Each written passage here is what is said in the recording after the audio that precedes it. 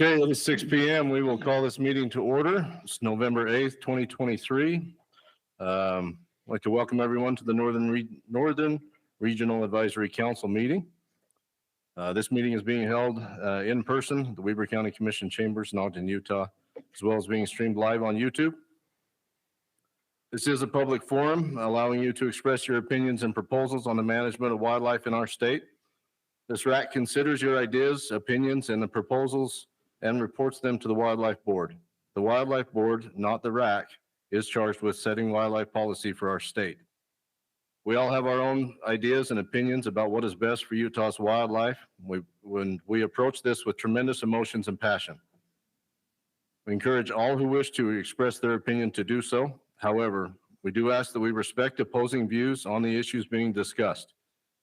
We would appreciate the audience keeping their emotions in check, allowing all individuals to freely express their opinions. Appropriate conduct will provide smooth meeting flow, allowing the RAC to listen, digest, and address all concerns, opinions, and proposals offered for consideration. Rude comments, booing, yelling, hooting, or snickering from the audience while individual comments are being offered will not be tolerated. If any inappropriate behavior persists, the offender will be asked to leave the meeting. We'll get started tonight with welcoming the RAC members here tonight and do a quick roll call. Just want to state your name and who you represent. Let's go ahead and start down here. Okay, Jessica Wade, and I represent the Bureau of Land Management.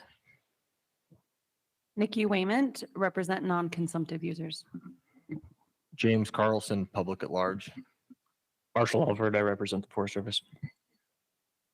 Ryan Brown, public at large. Randy Hutchison, at large. Steve Sorensen, sportsman. Rob Dale, public at large. Ross Worthington, public at large. Junior Goring, agriculture. Darren Perry, Shoshone Nation. Thank you. Also want to recognize we have a Wildlife Board member here tonight, Brett Selman. Appreciate his attendance, as well as just some online. We have Randy Dirth and Paula Richmond both online as well. So we would like to welcome the DWR staff, specifically those providing presentations to us tonight, namely Kent Hershey, Blair String, and Brian Christensen, and Chad Wilson, as well as whoever else would like to stand up and join in the question and answers. So.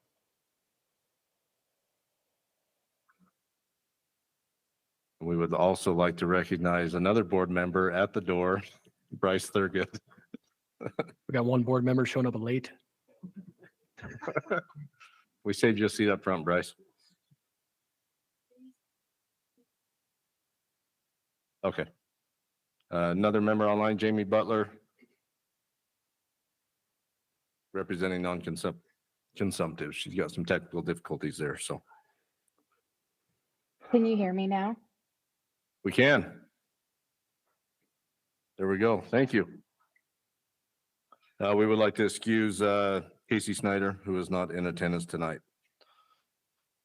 Okay, we will move on to, I think we've all had the opportunity to review the minutes from the last meeting. Entertain a motion for approval of minutes and the agenda for tonight. I'll make a motion that we approve the minutes and the agenda. I'll second it. Okay. Let's just do a vote by raise of hands on this one. All in favor?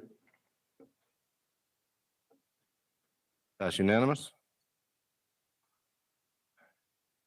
Okay.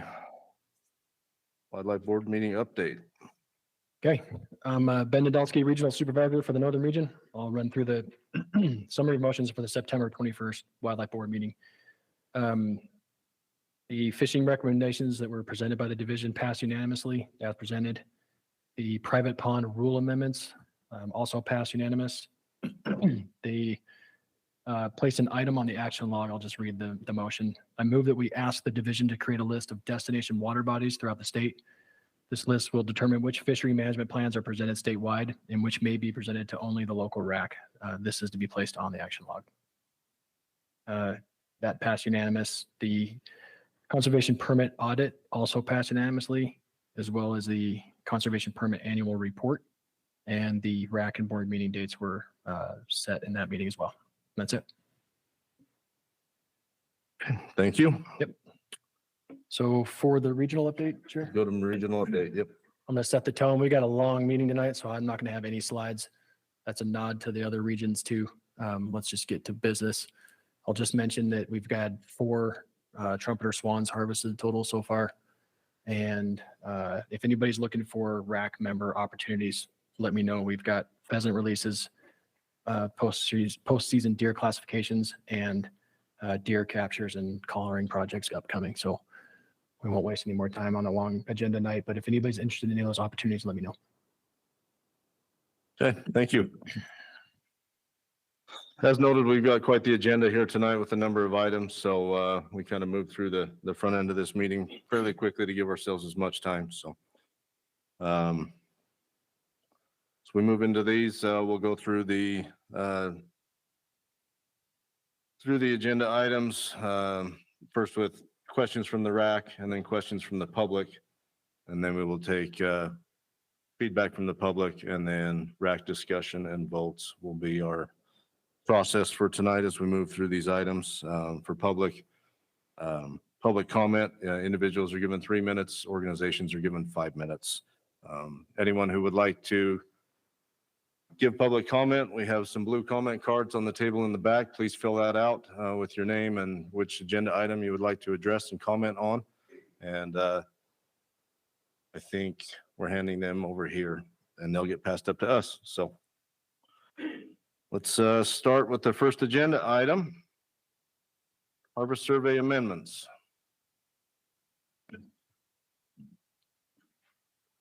Okay, thank you, Mr. Chair. My name is Kent Hersey. I'm our Big Game Projects Coordinator for the division.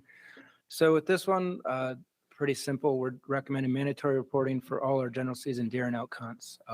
We've been doing mandatory reporting for limited entry once in a lifetime for the past 20 plus years. We started antlerless and made that mandatory last year. And so we're getting those data now. And we're doing this, we're recommending this year to help improve our data quality, especially as people start avoiding spam calls or what they think are spam calls. So what we're proposing is for 2024, we'll make it mandatory. We would require that everybody has to fill in their harvest survey within 30 days prior to their or after their hunt closing. And if you do not fill out that harvest survey, you will not be eligible to participate in the draw that following year. However, we will for the first year give a variance there. You will be able to, you know, when you're trying to apply, you can go ahead and fill out your survey at that point, and we'll waive any fee associated with it and let you back in the draw. But in 2025, our recommendation is to do full implementation, and you would have 30 days to fill it out. If you don't do it, we still will let you try and get back into the draw. However, you will need to pay a $50 fine to do so. Okay. Any questions from RAC members on this agenda item?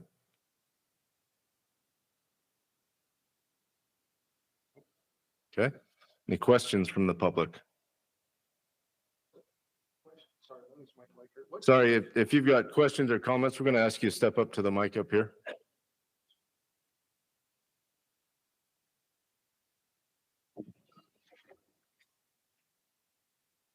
My name is Mike Likert from Clinton. What questions specifically are you collecting? What data points, like what ridge, what area? The biggest thing we're questioning is, did you hunt, did you harvest, how, what days, how many days did you hunt, which days, what day did you harvest? We're getting antler measurements. We will ask for an area that will be up to the respondent as to how detailed they want to give. We know some people are real touchy Well, about some of the that. primary concern would be simply that we have in the public lands, particularly here up north, we got a big concentration of hunters in a really small area. So if, at least if they can collect it and say, well, the majority of the deer killed in Unit 2 are on Curtis Creek Road, well, why aren't they being killed on all the rest? Yeah. So that's And why I asked. we do ask it, but when it's it's their, it's the hunter's choice on how they want to respond to it.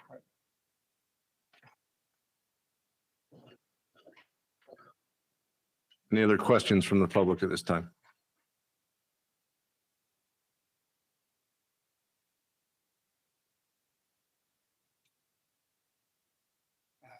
question. My name's Chris Hatch from Clinton. Why is this being implemented now and not years ago when a lot of people advocated for this? I mean, it's a big change for people. So instead of doing just 3,000 people for limited entry hunts, we're now talking about 65,000. So there was certainly concern about the volume that we would have to do and how we would enforce any kind of penalty with that. I think technology has come a long way in the past 10, 15, 20 years. And so I think we're at a point now where we can do it. We are, and I do want to reiterate, we've been satisfied as a division with the data we've been collecting over the past 20 years as well. It's been a sound sample. We're getting 25, 30% of our hunters. And so it's been very good data, and we still think that's good data. We just think this is probably a time to do it now because the technology is there, and with the different spam blocking and all that, it is harder to get some of our sample sizes, especially when we have low numbers of permits on a unit. So it's helping there.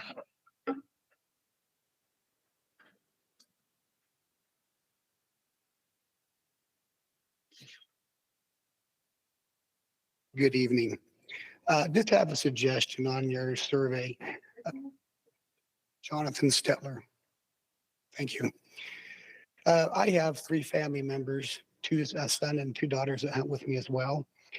And when I've received surveys for them, it's not a simple click here and answer the survey.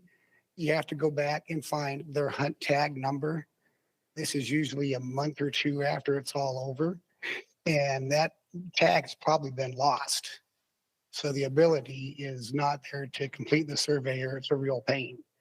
So I would suggest that you just do a quick, simple, hey, this is your tag, click here, fill it out, and it wouldn't be an issue.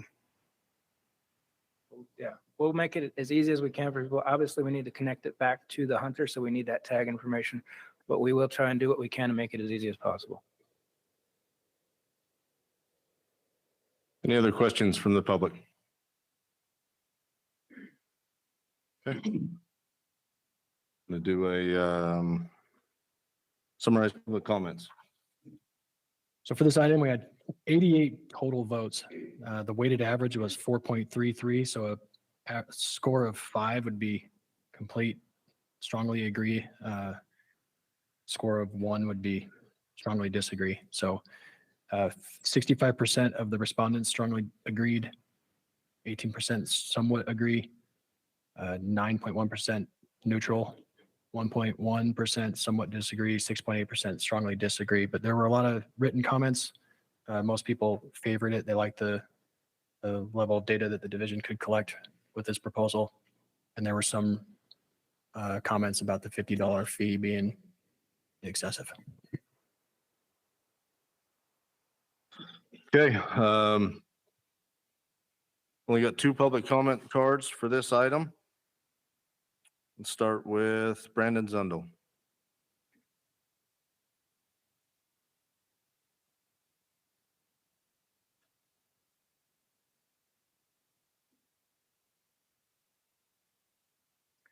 Hi, Brandon Zundel.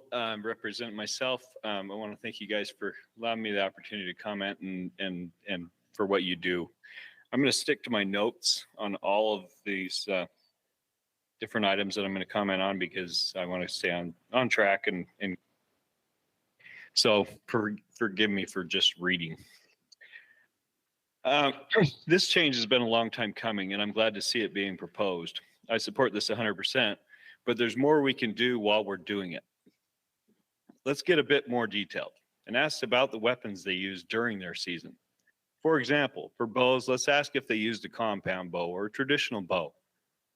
For muzzleloaders, let's ask if they use a traditional muzzleloader or an inline. I think you get the point.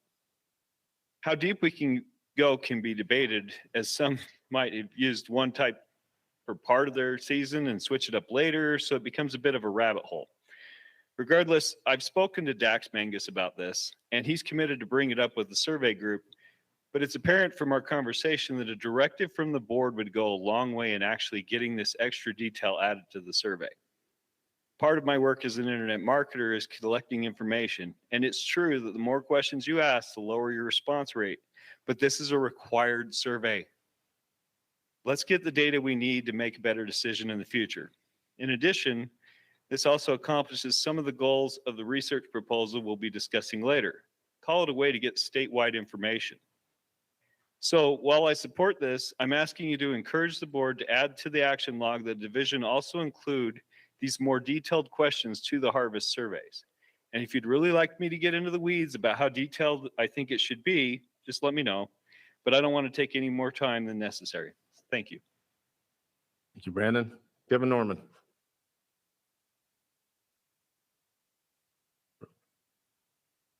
Kevin Norman representing SFW. Like Brandon said, it's been a long time coming. Our members have been beating this drum for a long time, so we're excited to see this and the data we're able to collect from this harvest survey.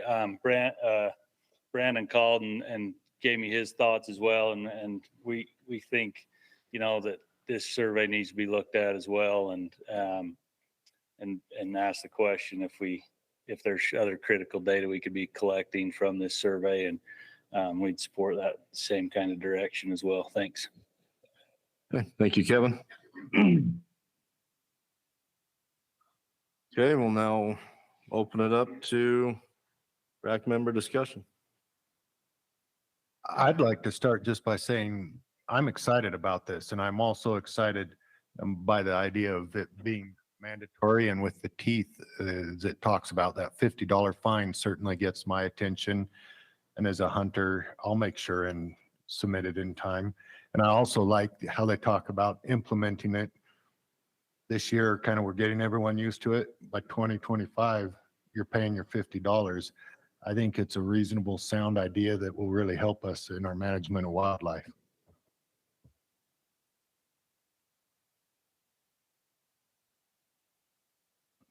I'll just jump in and, like I say, long time coming. Glad that it's finally here. This has been something that most hunters have been asking for a long time. Whether it's through the mandatory or now that they have the ability to send it to everybody, I do feel like when we do have these surveys that come out, it needs to go to more people. I get statistically, you only need so many and the data works, but I think right now there's a lot of distrust by the public, and I think it can go a long way to include these other questions, get more public feedback. The more data you have, it's just going to decrease that margin of error. So definitely, like I say, love it, and would love to see, again, when different items come up, can we either include that in this survey or send it out in a separate one?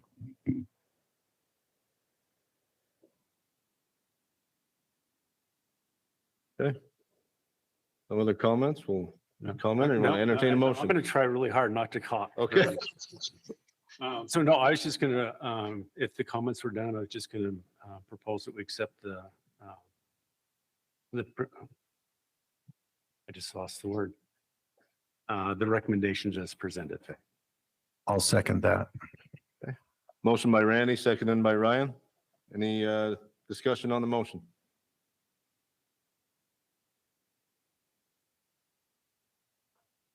Okay. We'll call for a vote. Marshall? Support the recommendation. Ryan? Yes. Jamie?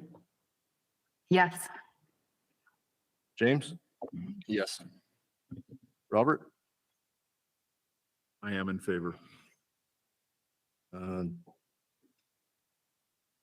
Junior? Yes. Randy? Yes. Darren? Yes. Steve? Yes. Jessica? Yes. Nikki? Yes. And Ross? Yes. Motion passes unanimous.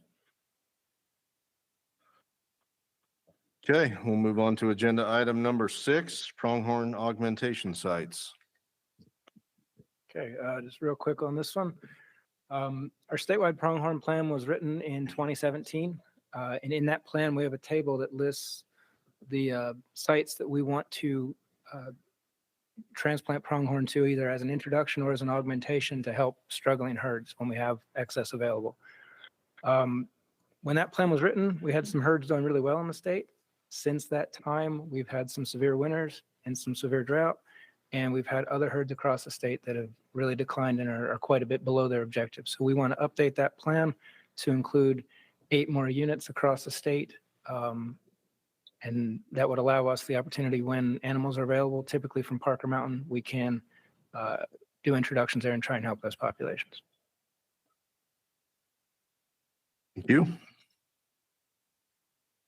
Any questions from RAC members on this item? One question. See, Antelope Island listed on there. Where would that fall on the priority list versus other sites that would lend itself to a huntable population? Probably be lower down for sure. Okay. This year, we are hoping to trap off of Parker Mountain, and they're all going to, if the sites are approved in the plan, they would go to Cache, they would go to Centerville Desert and some Southwest Desert ones. So. Okay. Any questions from the public on this agenda item? Perfect. Let's moving right along. Yeah, summarize the public comments. We had, excuse me, total 48 total votes with an weighted average of 4.38. Some of the comments, you already covered the one that was mentioned about Antelope Island. Most of the general comment was related to making sure that the source population has enough animals to take from. And then some discussion about specific locations that would be good source locations. Okay. We have no public comment cards for this agenda item, so open it up for RAC discussion.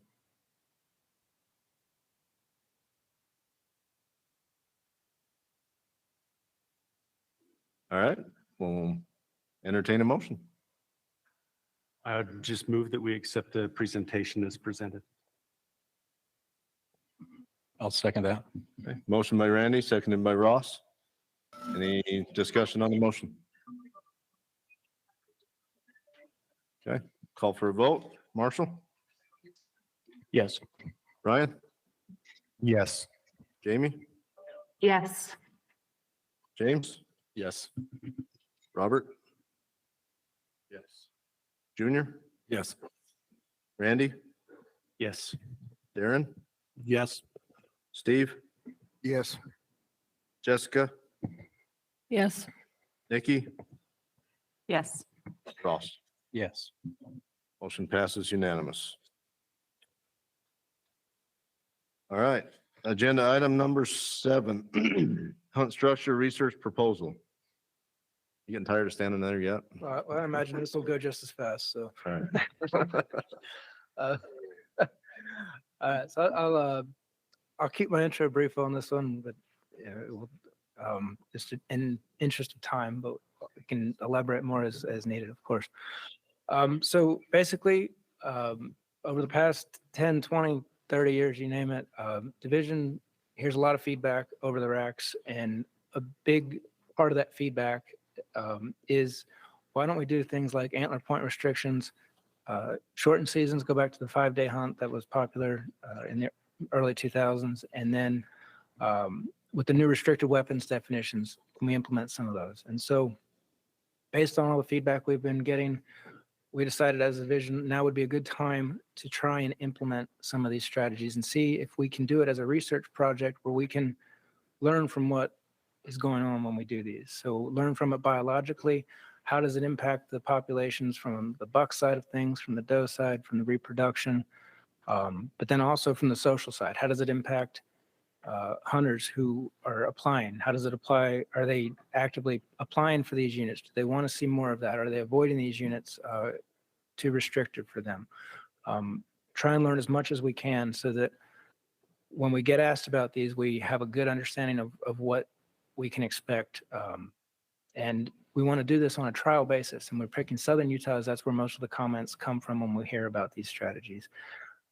We don't want to go statewide at this point because we just don't know how it's going to be received. So we want to start small, and then if it's received well and it does what we hope they do with increasing opportunity for harvesting mature bucks without hurting the opportunity to have to actually hunt, so without hurting the number of tags, then maybe we can look at implementing it, and we would certainly want to get input from the public and the committees when we do that.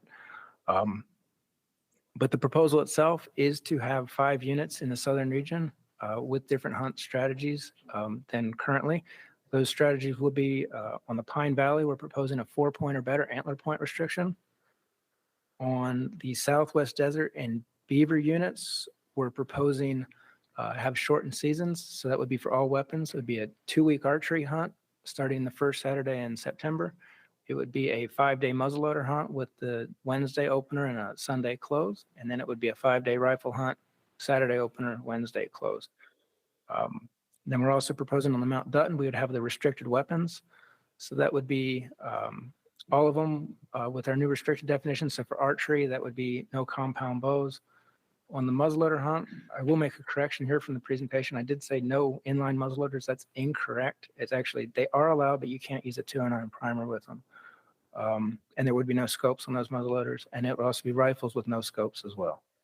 And then on the boulder unit, it would be throwing everything we have at it. So putting all 3 of these strategies on it and seeing what happens there. Then we'd also have 2 main reference units. It'd be the Zion unit, which is most similar to the Pine Valley, where we'd have standard hunting, but collect a lot of data on it. And we'd have the Monroe unit, which we've been collecting survival data on does and fawns for 10 plus years down there. So, and that would represent most of the other southern region. We'd also, of course, have all of the other units across the state where we're collecting data. It just would have a little bit different weather patterns and other things going on. So it's not quite as comparable, but obviously we're going to use as much data as we can to learn about what's going on. So yeah, that the proposal is for 4 years. So for 2024 through 2027, and we're also proposing that we maintain permit numbers on those 7 units that I just described at the 4-year permit average from the last 4 years. That way, we're actually looking at the effects of these hunt strategies and not differing permit levels. We know as we increase permits or decrease permits, that does a lot to impact the population as well as hunter success and crowding perception and all that. So we're trying to maintain that, and we're recommending keeping those the same. If we do get too out of line with buck-doe ratios, either high or low, we propose that the director, division director has the authority to raise or lower those permits by 20% to try and maintain a buck-doe ratio of 15 to 24. And I'll leave my intro at that. And thank you.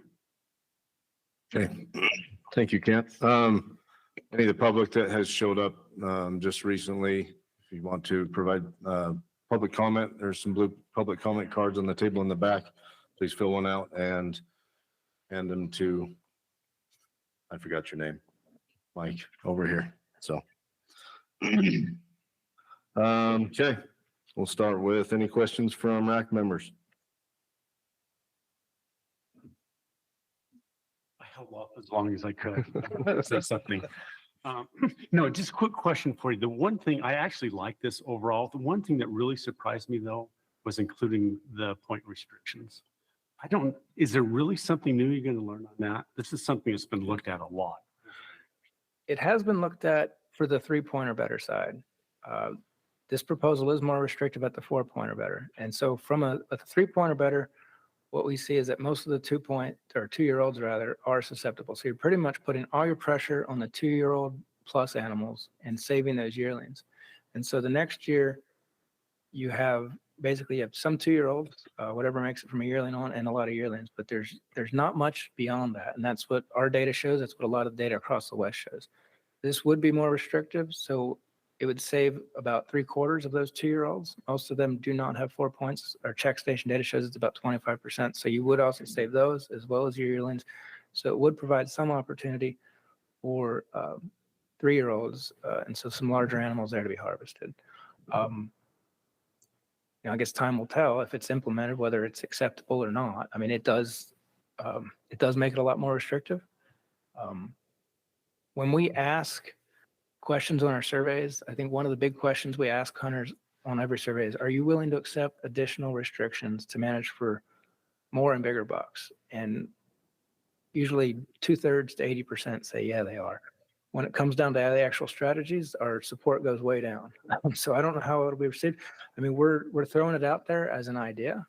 If it's something that the public wants us to try, we're willing to do it because it is something that we hear quite a bit at these RAC meetings. If it's something that is not acceptable, then you know the process will play out like it will. Okay, thank you.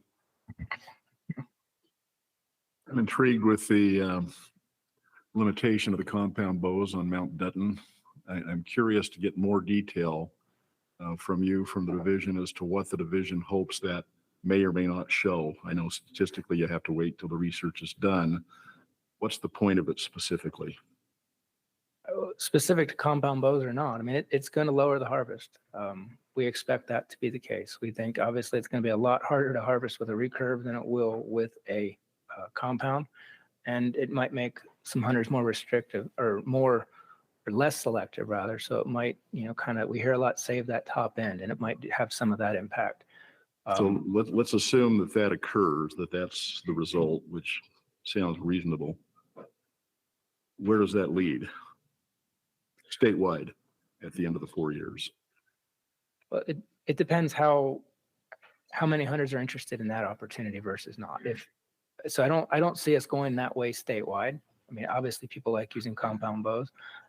We have had when these definitions were approved, there were hunters standing up as support, looking for this kind of opportunity, something that they would have as their own little niche that they could fill. It's a way potentially for the division to manage for more older age class bucks and still provide a good number of tags where people can actually draw them on a regular basis. So again, making the assumptions that we talked about, is the division of the view that ultimately this would lead to certain areas that would allow just the primitive bows versus the compound? I don't want to speculate too much. It would ultimately, we'd want to run these results past the committee. Right, but I'm next saying the time, assumptions, but- assume the. Sure. Yeah. But that's how I could see it being implemented. Maybe have little areas that we have these certain hunts, kind of like our hams hunts do, maybe expand some of that type of a thing. But you know, again, there's lots of ideas that could be had out there, and I don't want to restrict it to just what I said now. Because a number of the comments that came in terms of the written input was concerning about where that's going to lead. Yeah. I don't foresee it. I can say with almost 100% certainty, we're not looking to get rid of compound bows in the state of Utah. I mean, Some that's people not, thought so. yeah, that certainly is not where we want to go. Obviously, there's a huge demand for that. We want to provide opportunity for that. This is just trying to carve out it. I mean, there's a chance that it could take some opportunity away from there, depending on how you set things up. And if you carved it out and restricted just to this, or do you make your own season for this type of hunt? I mean, there's different ways you could do it. You mentioned that you were going to run some of this through the committee. Is that the mule deer committee or? Yes. And have they approved what you're talking about? Have you had that meeting or? We have Not not, yet. we have not run it past the committee at this point. The 2020, the next statewide plan is up for renewal in 2024. We wanted, as a division, to get a jump start on getting the data collected. And this year, before we actually started meeting with that committee. So we have not reconvened that committee and we have not received their input on it. We want to get as much data as we can as part of this effort. And we're probably looking at more of the 2029 plan for when we would start implementing these ideas. We are a little concerned as an agency to go statewide with this approach at this point. That's why we didn't really want to go statewide committee with it, because we want to keep it at a local scale where we can actually get good information and understand whether this is something the public wants or whether they just don't want it and we don't even want to go down that road. So we decided to make this recommendation now, specific to Southern Utah, where we hear most of these comments, and take it through the process. With the proposed shortened season dates on the archery hunt, we shaved off the first 2 weeks versus the last 2 weeks. What was the logic behind not allowing the first couple of weeks of the hunt and taking off the last 2 weeks? And it's certainly something that could be considered. We did it this way is a lot of people, they like the opener. But in August, it can be, there's a lot more people recreating at that time. It's a lot hotter, sometimes too hot. And so we thought this might be a better time period to be hunting. Do we have an anticipated start date with the statewide mule deer committee? I would assume March, April timeframe. We might try and get some things going a little earlier, just trying to get the groundwork laid out, but nothing official yet. Thank you. Any other questions? Questions from the public? Troy?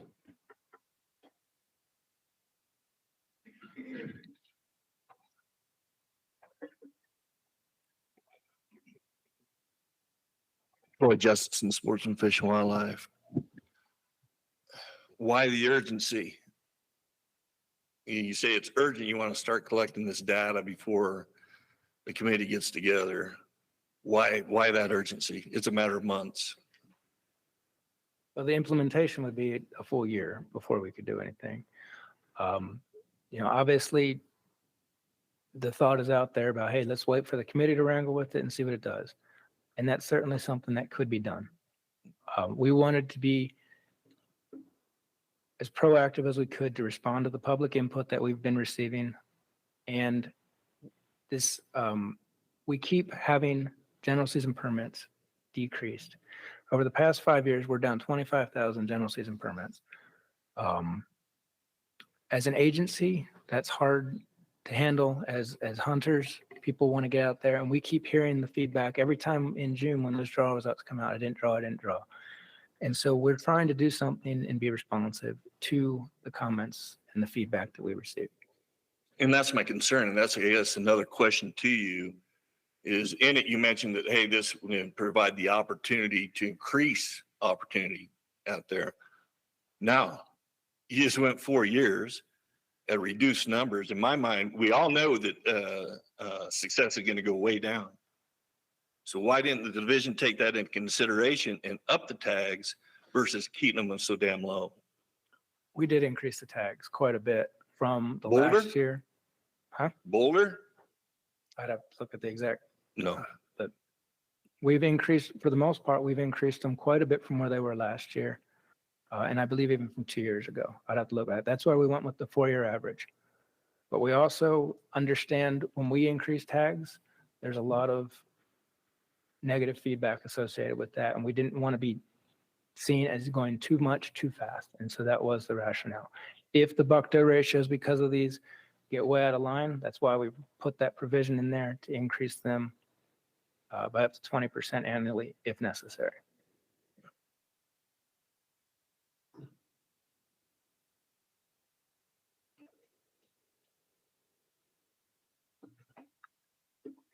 My name is Lindsey Heaton, just representing myself. And I had a quick question based on, I don't know if you go by Robert or Bob.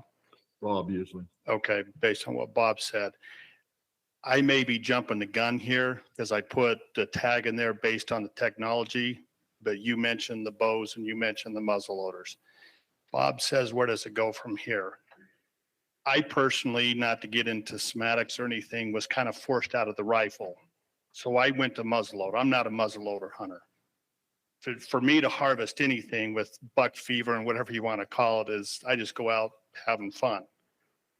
But now you're telling me compound bows are going, muzzleloaders without scopes. Are we going to address long range hunting where I can stick a gun out there with a computer, push a button, not even touch the gun itself and shoot an animal 1,300 yards? I mean, where is this going? So It this, just seems like I'm we're going to taking pause you it one out of- second. So Sure. question and answers on the deer study proposal. The technology one will be on a separate. So I item. am jumping ahead then. You're off by one. Off by one, okay. So I will Yeah. need to come to the microphone. Just remember, that's the comment for the next step then. Yeah. I mean, really, where are we going? To the point where we go out hunting and we've got a wrist rocket because we don't want to harvest or we don't want to do something. I mean, that's where I can see this going. Sure, and it's a fair question. How restrictive do we want to be? and how much do we want to allow with technology. That's why we've convened a technology committee to try and tackle some of that, and we've brought some of that forward the last couple of years. And that's what we're trying to do, is understand what are people and what are hunters applying for. Is this too much? And if that's the case, we as an agency won't recommend it. If Well- people want more of this, that's certainly something we can. For the next one, I'll just raise my hand and you guys know. Thank you. Yeah. Any other questions from the public on this item?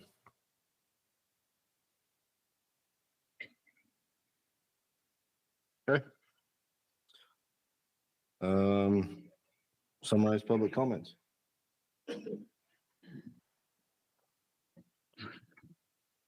Broad agreement. Everybody loved this one. We had 112 total votes for a weighted average of 3.16. Some common themes, this proposal would make hunters less successful was a common theme. Restrictions have been proven, antler restrictions have proven to not work in the past, so why are we considering it now? Some concerns about making avid hunters not want to hunt in Utah anymore. Weapon restrictions would be taking away success from those that invest the most. Don't make hunting harder. Could we consider reducing tags instead? A lot of comments about implementing the proposal on the northern part of the state, and 4-point rule needs to be implemented statewide as well. Those are just some of the themes.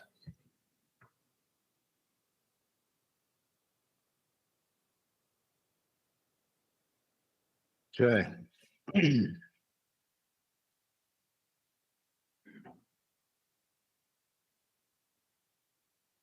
We will move to public comment.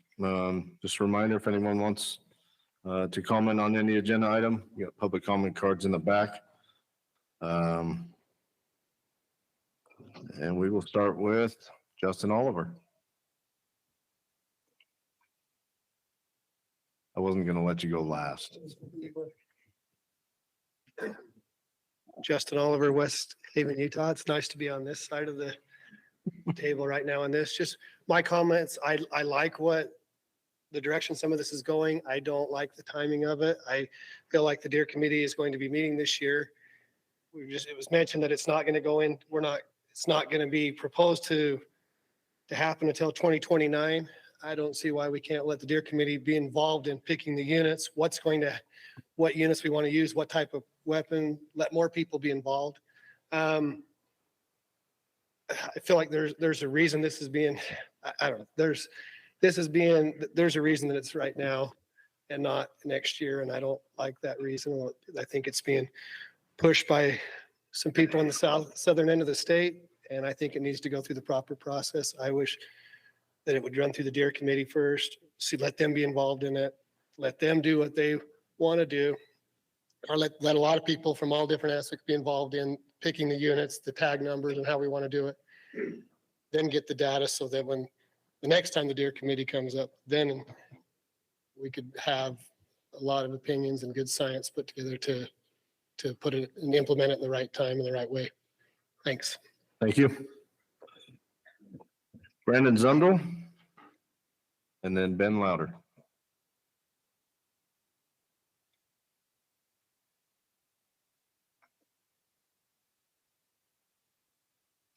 Hi, Brandon Zundel, again with my notes. On the surface, I really like this idea, especially that it will be a fairly controlled study on units where populations aren't generally affected by dramatic shifts in environmental changes like they are in other parts of the state. I also like that it's focused on the portion of the state and the specific units where most of the hunters asking for changes like antler restrictions actually hunt. It's good that we actually make them eat their words first. The proximity of the units to each other and the similar habitats create about as good of a test group as we could ask for. So from a scientific standpoint, this is as good as it gets. All that said, I'm not sure I'd want my home unit to be one of these. So there's going to be plenty of folks against this, and rightfully so. So for those that are here or watching, I understand where you're coming from. Some of the experiments are really unnecessary, in my opinion. 4-point restrictions, shortened dates. Both of these have proven scientific data to prove that they do little to nothing to achieve the goal of the study. But then again, the ones that want this mostly come from those units, so let's let them eat some crow. The restricted weapons definitions that were approved last year haven't been tried yet, so I like that they're actually using them. I kind of wish the Dutton was closer to home. That's a bit of far to take a longbow for me. The combined unit will really be interesting to see how that turns out after 4 years. Shortened seasons, limited weapons, and restricted to a 4-point or better. I kind of doubt they'll take more than a combined of a 10% success rate. All in all, I like the idea, but when I step back from it again, I also consider what if this was my unit? One last thing, and I'll stop after this. There are some that say this should come after the Mule Deer Committee, like Justin just said, and that meeting will create a new plan next year. I like their frame of thought on that, but I want to remind you of this.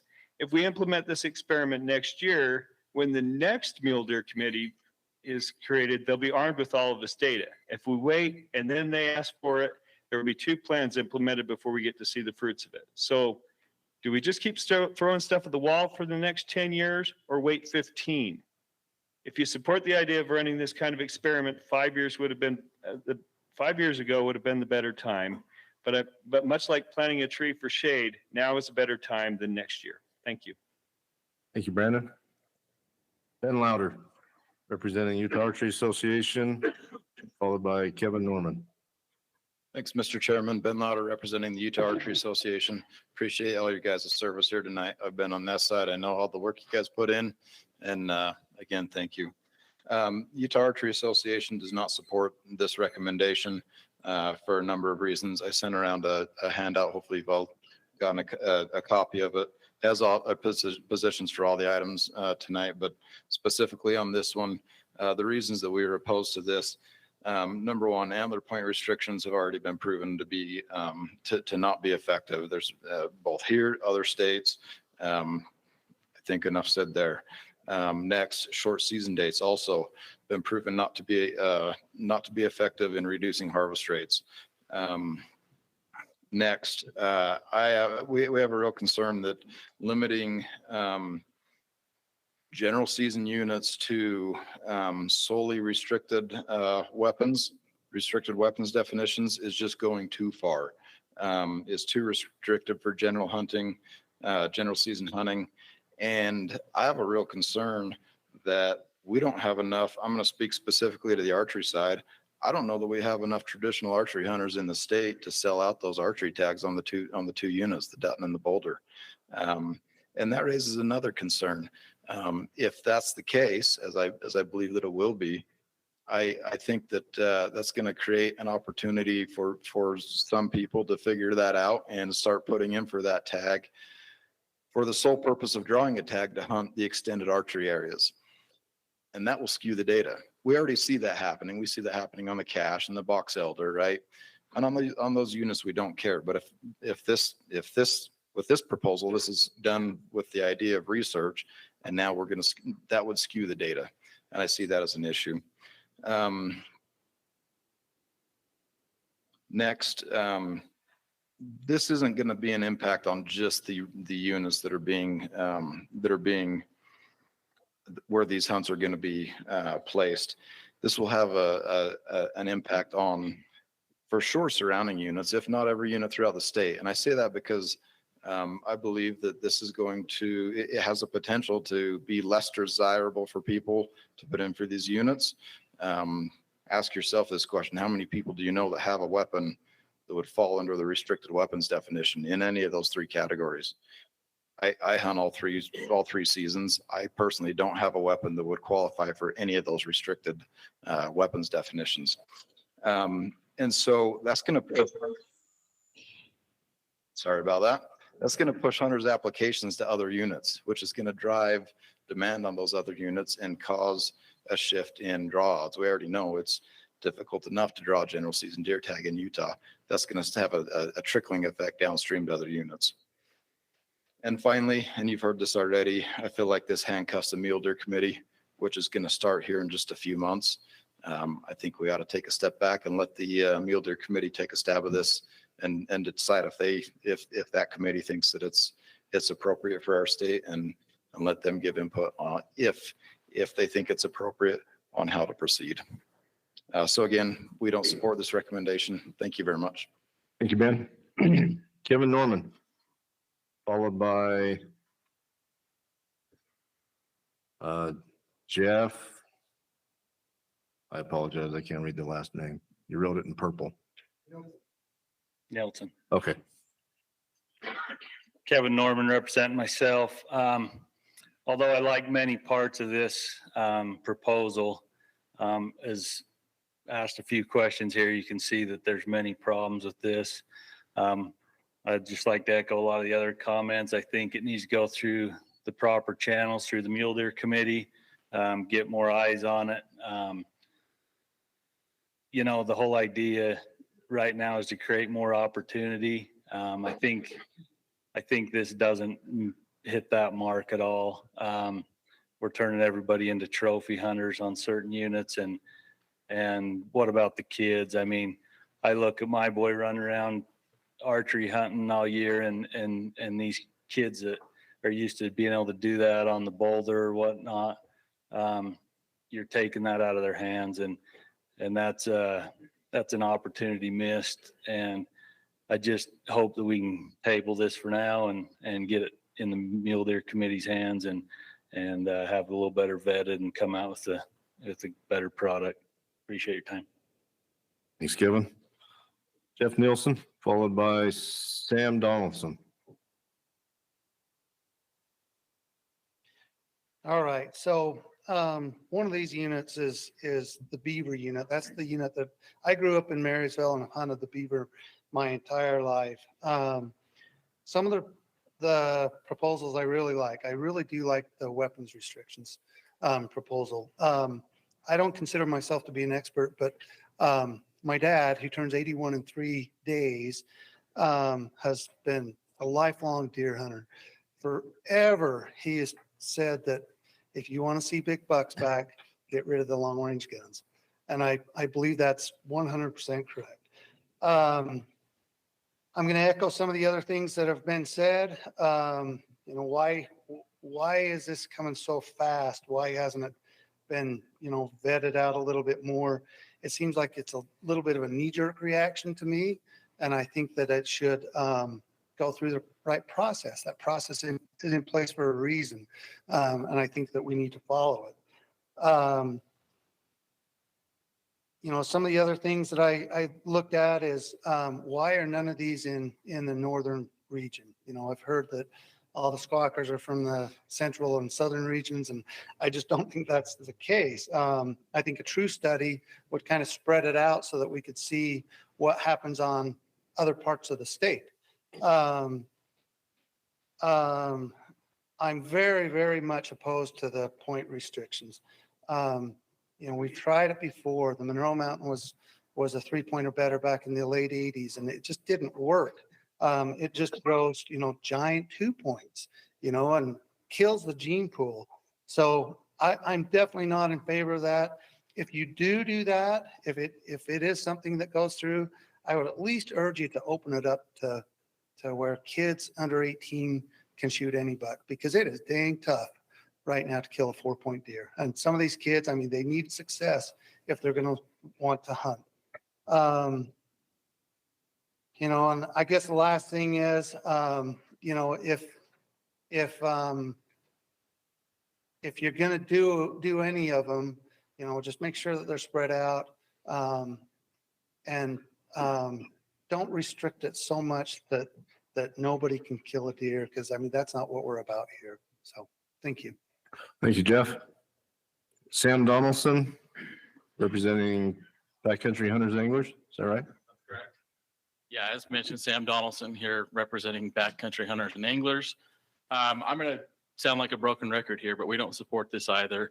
The committee's about to meet. We prefer to let it follow its course, let the Deer Committee meet on this. We feel like this goes against the spirit of opportunity. And right now it's getting harder and harder to hunt in this state. Opportunity is coming at a price, and we'd prefer to leave some opportunities open, and this goes against that. So again, instead of sounding like a broken record, we're going to go on record and say we don't support. Thank you, Sam.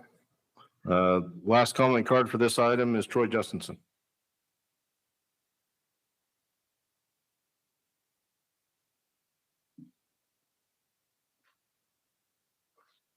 Troy Justinson, Sports and Fish and Wildlife. Sports and Fish and Wildlife does not support this recommendations for the simple fact that we have a process, we have a committee. These committees are invaluable to give lots of people that wear different hats, different insight to be able to look at it, think it through and say, hey, does this make sense or does it not make sense type deal. I'm a lucky one. I hunt the boulder. The boulder's my home unit. You know, and quite frankly, if it went through the committee and through the proper channels and they come back and says, guess what, you get all four, I can live with that. I've often said, I don't care what you give me to hunt, wrist rock, whatever, give me an opportunity to get out there. And I mean that. And I think that's where this whole proposal missed is we know that success rate's going to go down and we missed the opportunity. The main goal and objective of these things should have been to increase opportunity. And we didn't. All we're doing is trying to raise buck to doe ratios, higher buck to doe ratio, and quality of deer. These are supposed to be general units that provide opportunity for people to get out there. Kent mentioned it. We issued the fewest deer tags since 1935. Think about that, 1935. It took me 5 years to draw the boulder. I hunted it this year. I'm 55. So if it holds out every 5 years, I realistically got 3 more deer camps in my life. I'm not good with that. I'm not good with it at all. I haven't killed a deer in probably 15, 20 years, but having a tag in your pocket, being with your family members, your nephews, your nieces, whatever, building that camaraderie, keeping that tradition alive is very important. We've got away from it. We let a little still dictate success, whether we're happy or not. Guys, we got to get back to hunting. This sitting on the sideline sucks. I have 26 points. I can draw any deer tag in the state, almost. I'd trade it for anybody in here who has a lifetime license to where I could hunt every year general season right now. I'm being serious. The opportunity to get out there and hunt. We've got to get back to that. Thank you. Thank you, Troy. Okay. We are now to RAC discussion. You got a question? Sure. It's actually more a point of clarification. I'm probably at this table the biggest proponent of data. I love it. Keep giving us more. But I'm curious as to what everyone has already said, why the urgency if the Mule Dealer Committee will start meeting early next year, and this wouldn't go into effect until next season anyway. Is it not possible for the Mule Deer Committee to take this recommendation on at the front end of their convening and still put it into place next year if they feel like it's the appropriate measure? And maybe just a point of clarification for what the process is moving forward from this point. If the RACs were to approve it and push it forward, which I'm not saying that's what will happen, but if that were to happen, it would go to the Wildlife Board. And then if the Wildlife Board pushed it forward, then it would go into effect next year regardless, correct? Yeah, our proposal is to start in 24, follow 24. This is the RAC and board cycle where we set those dates and those hunt restrictions. So there is not time for the committee to meet and get that in place for the 24 season. So the earliest we could do it with the committee is 2025. So there will be a 1-year delay. That said, if that's the will of, if that's what comes through the process, that's what, we're putting out there a recommendation. This is a social recommendation to get input from all sides. And whatever the will of the RACs and board are is we're good with. Okay. No, thank you for clarifying that.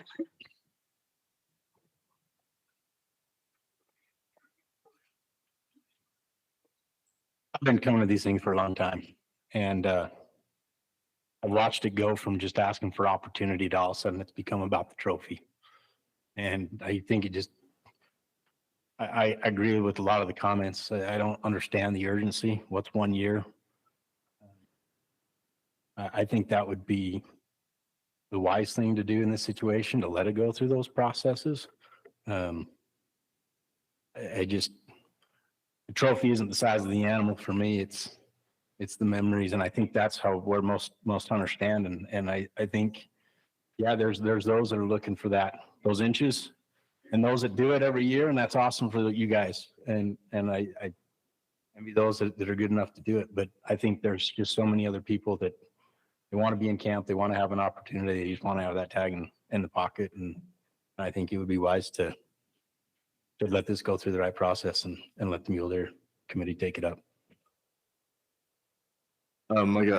Sorry, I'm gonna back up one step. We got one last comment card that does not want to address the RAC. Is that right? Do you want me to read it or you want to address the RAC?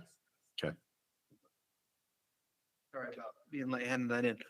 Mike, just representing me. I have one concern with the proposed restrictions. That's similar to many that have spoken with the antler point restrictions. I'm from Cache Valley, hunted the Wellsvilles on the west side of Cache Valley for a number of years. I believe before I ever hunted it, that was a 3-pointer better area. You guys probably know that better than me. I saw many large 2-points and 2x3s, and also remember seeing at least a couple bucks that were shot and wasted because they didn't look close enough and just left them.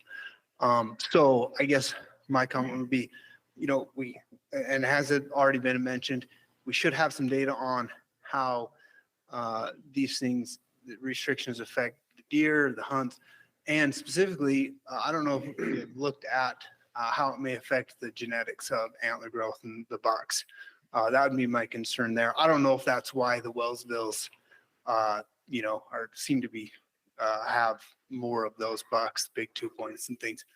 But I definitely think that absolutely should be looked at before this would be implemented. If it is the restriction, as well as during that study, not just how it affects like hunters, satisfaction, whatever.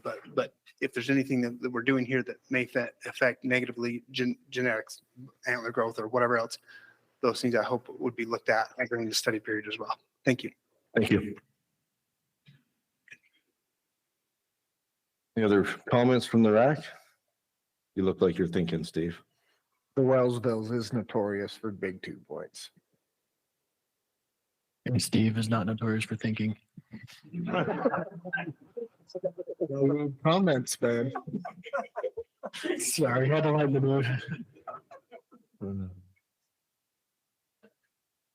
I think this proposal brings up some interesting ideas, quite frankly. There's a number of things here that can be looked at. I'm all for one for trying things out and learning from them. But there's a few things honestly here that concern me, and quite frankly, right now my concern would be 2 more decent winters and everything's going to look like it worked in southern Utah, and I don't want to see the belief that point restrictions and restricted weapons are the answer to everything. We deal with different things in northern Utah. The cache averages heavy winter kill about every 4 to 5 years, and an antler point restriction isn't going to fix that. So I have hesitations in supporting something that may or may not give enough credit to the habitat quality. We have control units in there, the Zion being one, which is a bit comparable to Pine Valley, although it does have significant amount of private land that may or may not skew that data on a control unit, honestly. So I think there's some interesting ideas. I think it's good that we're looking at it, but I tend to side with pushing this to the Mule Deer Committee and letting it get a little more scrutiny and a little more input from across the state and different constituencies. Frankly, I applaud the division for bringing this forward, because I think what it's going to do, even if not approved here, is going to be a catalyst to look at some things that are very specific. It appeared to me in looking at the materials like the division did take into account a lot of what has been indicated here that ought to be looked at. But it also appears to me that there's others who can give a lot of input here, and it matters to have that, in my view, the committee look at this as well to get more input personally. I am concerned about some of the provisions. I really don't think that limiting the archery, per my questions before, is going to make an appreciable difference one way or the other. And it troubles me to just go with that at this moment. If that seems to be the best avenue after it's been vetted more, I'm willing to support that. But at this point, it's difficult for me to do that. And I certainly am not in favor of turning the state into a trophy state.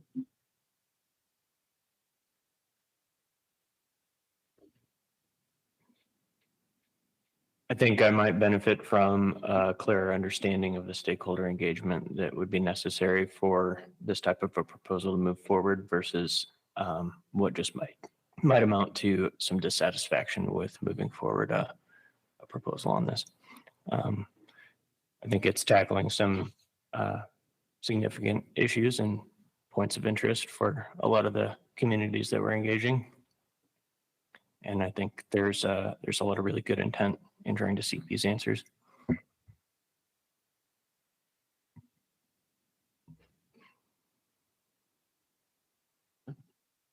Any other comments from the RAC?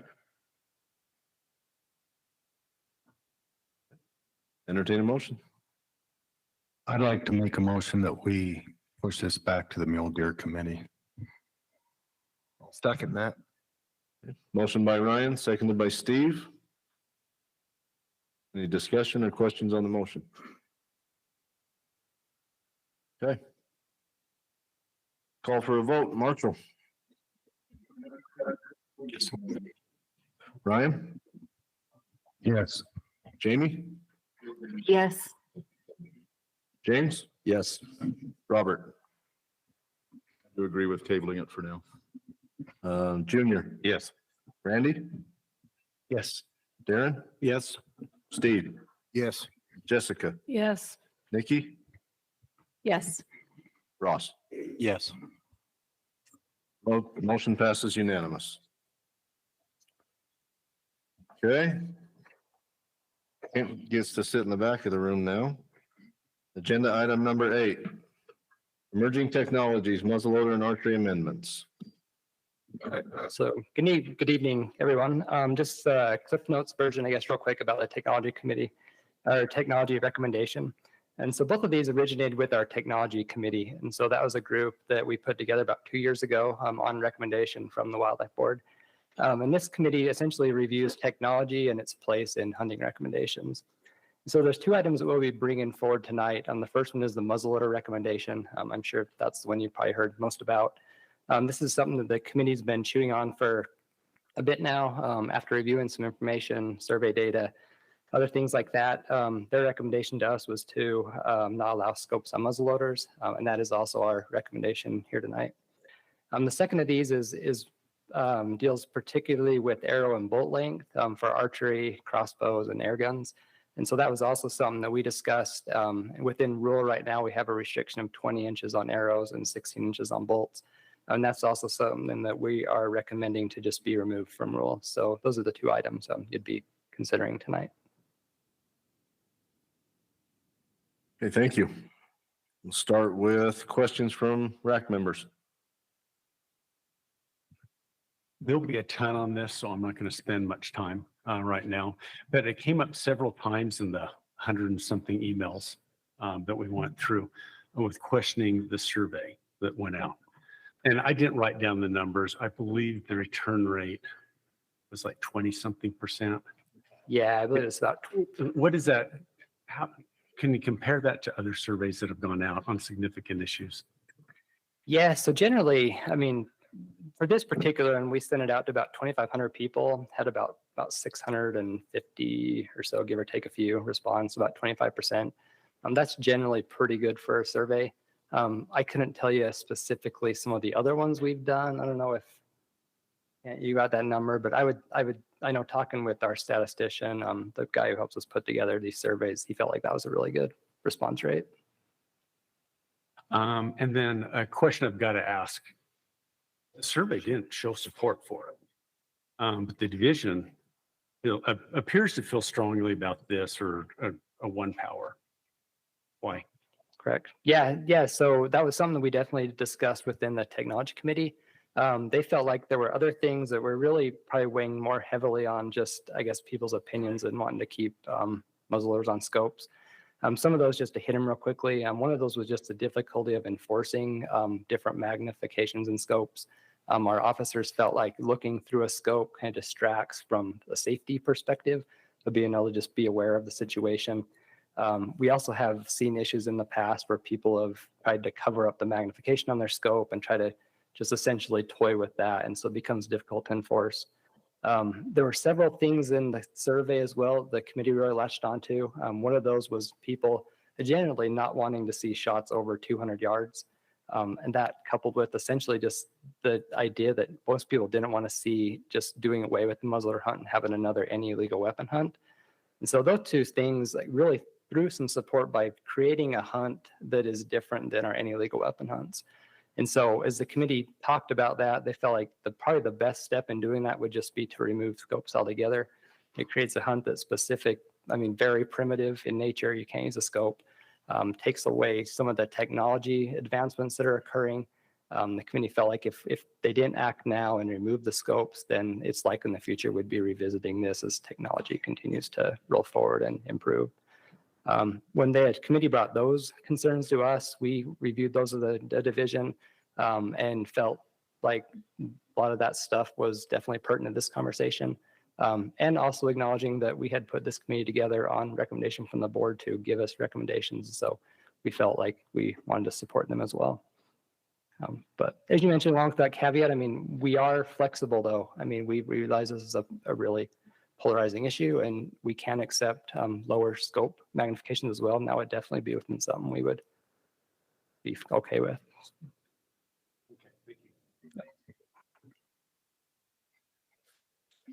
When you say it would be okay as an alternative potentially for the lower magnification, how would that work in the field for the conservation officers? Because you mentioned the problems that are going to occur. Is there something special about the one power, for example, that makes it easier for the field officers to be able to make that determination? Yeah, so generally looking through a one power scope, you can tell that there's no magnification there. As that increases, it does become significantly harder to tell the difference between like a 3 and a 4 power scope or something like that. So it would be more difficult for our law enforcement officers to enforce. So I guess that's part of this conversation as well. One of the things, part of the conversation that I'm hearing is that the division wants to create or return the muzzleloader hunt to a restricted weapon or a primitive weapon sort of hunt. But I'm really working through my mind if there's other ways to do that or create that sort of opportunity, taking advantage of the restricted class of weapons that was created last year without taking away from guys who've already invested in, whether it's, we talk with archery equipment, the restrictions there, and now with scopes with this. What other options might there be to allow these contemporary hunters to enjoy what they've got and even just say, the line in the sand that was talked about in your presentation, here's the line, no more, kind of freeze that, let that stay as it is. And then is there any other way to let the restricted weapons guys have their experience? Yeah, so there were several things that we have discussed as we've been talking about this recommendation. One was to look at the muzzleloader itself and go back to say like removing 209 primers or some of these other things that have advanced over the last 10 or 20 years.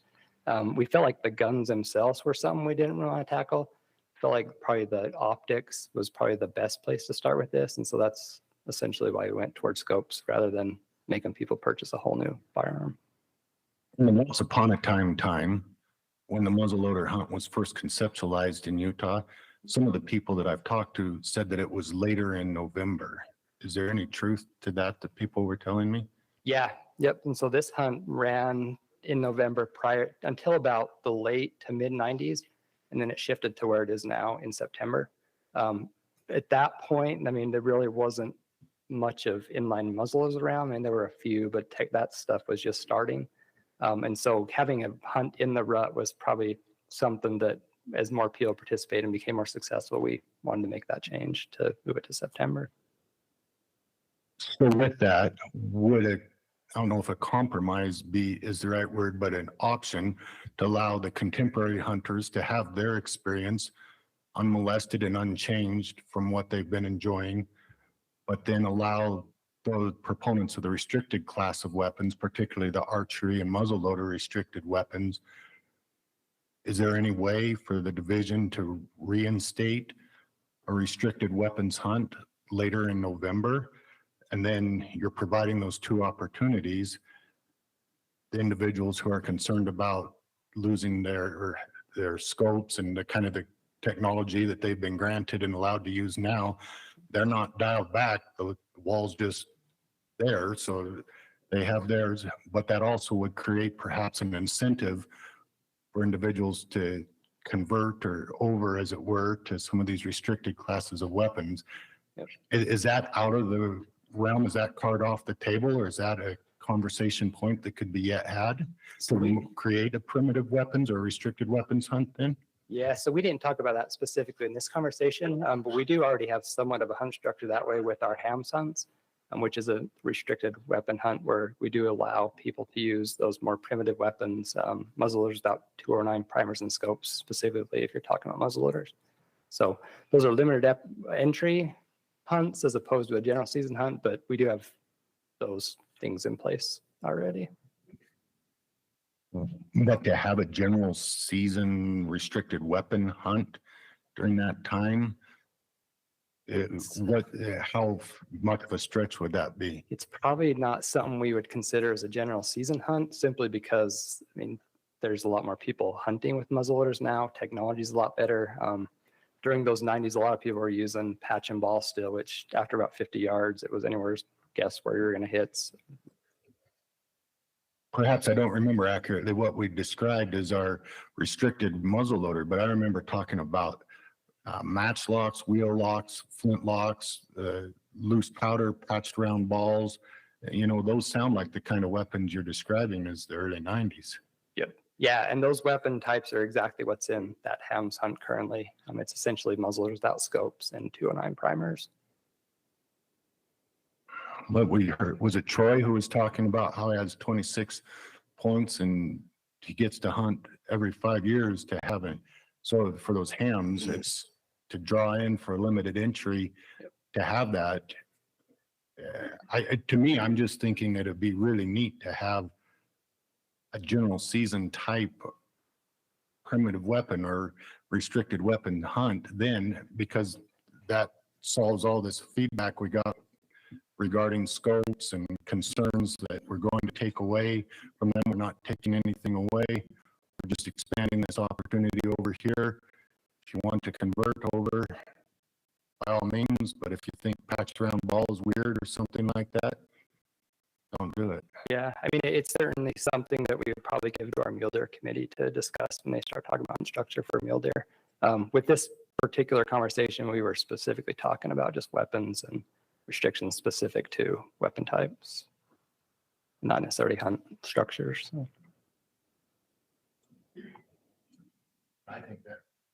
I just think that would resolve a lot of the concern around the weapon types that seems to be a lot of the feedback we've gotten. Yeah, certainly.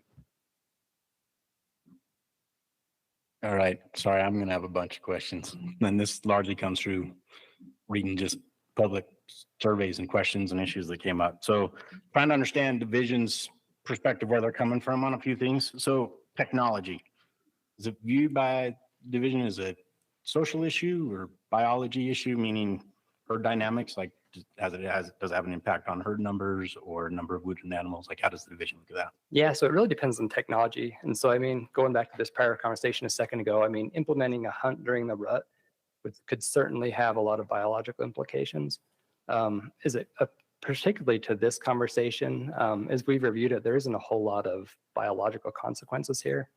Looking at a lot of the data we have, such as wounding loss, satisfaction, things like that, there's really not a huge change prior to having scopes and since we've added scopes.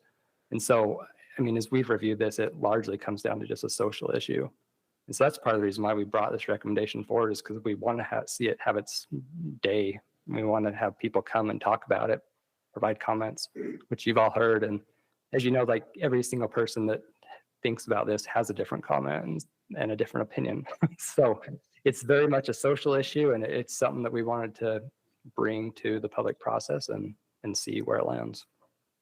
So I'm sorry, I'm going to have a handful of questions. In the presentation, you guys talked about the committee just needing to look at things with technology with a common sense. And this issue's come up every time when it's something with technology. Who's common sense? Where's that common sense line coming from? So I guess it probably comes down to the person. So, I mean, each person's going to view this differently. And so common sense to one person might be to just let us hunt, let us use whatever technology we want. To another person, it may be to limit themselves and make it as difficult as possible. And so in this particular conversation, I guess the common sense for the division was, where are we going to draw the line of technology? And we thought we'd start that conversation here with just starting with no scopes and let it evolve as conversations happen at each RAC meeting. So did you guys discuss that? Because you guys talked about getting the recommendations from the committee, discussing it before making your recommendations. Like, does that follow similar to what the committee meetings lead to? Like, where does it come down to where, by your own admission and results, the support wasn't there for this recommendation? So like, how did you guys ultimately come to that recommendation, that decision to make that recommendation? Yeah, so generally kind of the background for our committee is we put these together of just a group of like-minded people that represent essentially a broad interest, very similar to this group here. And we let them basically talk about specific topics. And so as it pertained to muzzleloaders, I mean, we had a broad group of people who represented a lot of different interests. And through those conversations, essentially where they landed was to bring forward a recommendation to the division to just not allow scopes on muzzleloaders. And so as that happened, I mean, we reviewed it as well and wanted to support their recommendation. And that's why we brought the same recommendation forward. Okay. Thanks. This goes beyond for me with technology. It just, again, I have some concerns. It seems pretty arbitrary as to what comes up next. And it's even talked, we still have the technology committee. They'll convene and they'll talk about things as needed. I guess my question is there a measuring tool or a trigger that determines, hey, now we need to get the committee together to talk about the next thing? Like, what are the tools that you guys utilize for something like that? Yeah, so I wouldn't say we have an agenda necessarily and have like the stuff, you know, we want to make this change and this change. A lot of it is just opportunistically as stuff comes up, as technology advances. We had a list of things that we brought forward in the spring of just a bunch of stuff. And we've talked about trail cameras, radios, things like that. We currently, most of these committees, I mean, wrap up and they have an end date and then the committee dissolved and their committee's no more. This one we basically just have on hold for the next group of technology things that we want to discuss. And so when that happens, we'll bring those forward. As of right now, we don't have any additional meetings scheduled or any agenda topics, but we anticipate in the next year, if something comes up, we'll reconvene that committee and start discussing those things. Sorry, I apologize, guys. What's your guys' margin of error on your surveys that you're looking for? That's a good question. I don't know if I know for sure. Let's see, our person actually texted us. He did respond that the response rates are generally about 20 to 35%. So this falls in that ballpark. Margin of error, I mean, we go through and analyze the data. I couldn't tell you specifically what it is, but generally, I mean, we look at just kind of a mean. We look at the, you know, across the board. We usually do it similar to the results you guys saw of strongly opposed, strongly against, and those different categories in between. Okay, so there's no like specific margin that you guys are like looking for as to, anyways. On your presentation about the numbers, there was, you described that, you mentioned, hey, there's X percent that opposed, it was roughly 50% that opposed. And then it was commented that it was basically roughly 2/3 that support or are neutral. Makes it sound like there's more people in support of it than there was opposed. Is that just, is there a reason why you describe it? How do you guys, I guess more so, how do you view neutral? Is there a reason why you combine it with the support in the situation versus the oppose, or why present it that way, I guess, ultimately? Yeah, I don't know. I guess just the way that the words that came out of my mouth, I would suppose. I was just curious if there was something to it, so. No, nothing leading there, just trying to portray the data in an objective way. And I guess that's how I said it. Perfect. Last kind of question. The division basically came out and said that they're not in support of leaving the current definition of muzzleloaders as is. And then they also said changes needed to maintain a distinction between an illegal weapon and muzzleloaders. So I was curious, I jumped into the proclamation to read it. There's a pretty clear distinction. And so I guess my question is what specific then is the division looking for in those two comments? Like what, as a RAC and as a board, what are they wanting to see that we can maybe more directly address? Yeah, so I guess our position would be our recommendation essentially, and that which would be to just move forward with the recommendation for no scopes and muzzleloaders. But we did want to essentially provide a landing area in there and say, I mean, if the RAC feels like we should have scopes and muzzleloaders, I mean, we would be comfortable up to a certain limit with scopes. I guess also along those lines, I mean, we felt like we'd probably crossed the line in the sand where we were comfortable with technology with muzzleloaders, but not necessarily to direct the RAC to have to take action. I mean, if this is something the RAC doesn't want to approve, you're definitely within your jurisdiction to just not accept the recommendation as well. So if that came across that way, wasn't the intent. We weren't telling the RACs they can't act on this if they have a different opinion. No, it wasn't. I was just trying to make sure, is there something besides, again, if they're wanting to change the definition of a muzzleloader, are we trying to do that just through scopes, or is there other things that they're looking at? Other states, as we look at other states that you guys mentioned, and part of this decision, it's more than just scopes. They address other, pieces of muzzleloaders directly as far as what you can shoot out of it. And anyway, so thank you. Yeah. So specifically to that, I mean, our definition of muzzleloader would essentially just be not to allow scopes at this point, but everything else that was allowed in the past would be fine.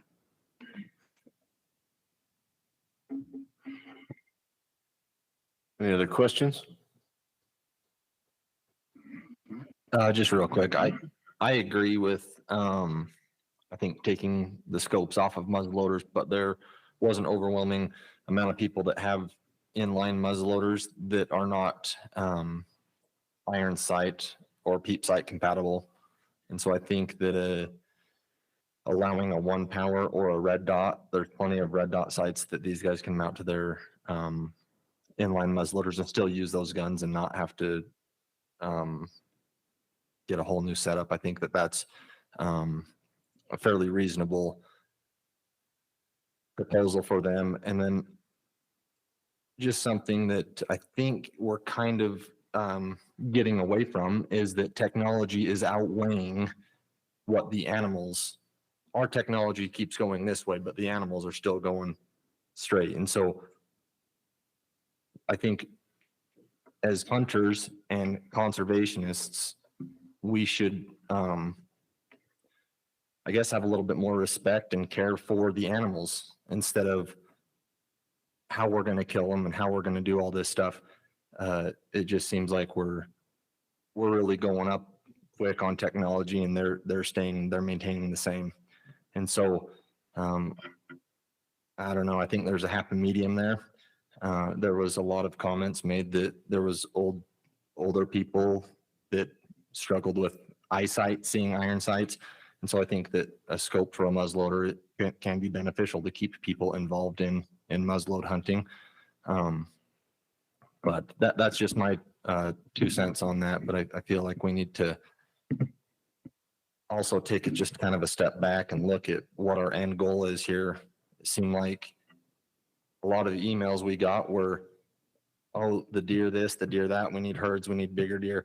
But as soon as we try and do something about it, oh, but wait, I don't want to give up my gun, and so it was kind of a contradictory thing there with hunters. And so I think we need to really do look at this and see what we want. Do we want to be hunting deer every year, or do we just care about shooting a deer at 600 yards with a muzzleloader? And not try and justify some of the things that we're doing, but take a look at it and see what our end goal is. Any other questions from the RAC? Okay. Questions from the public?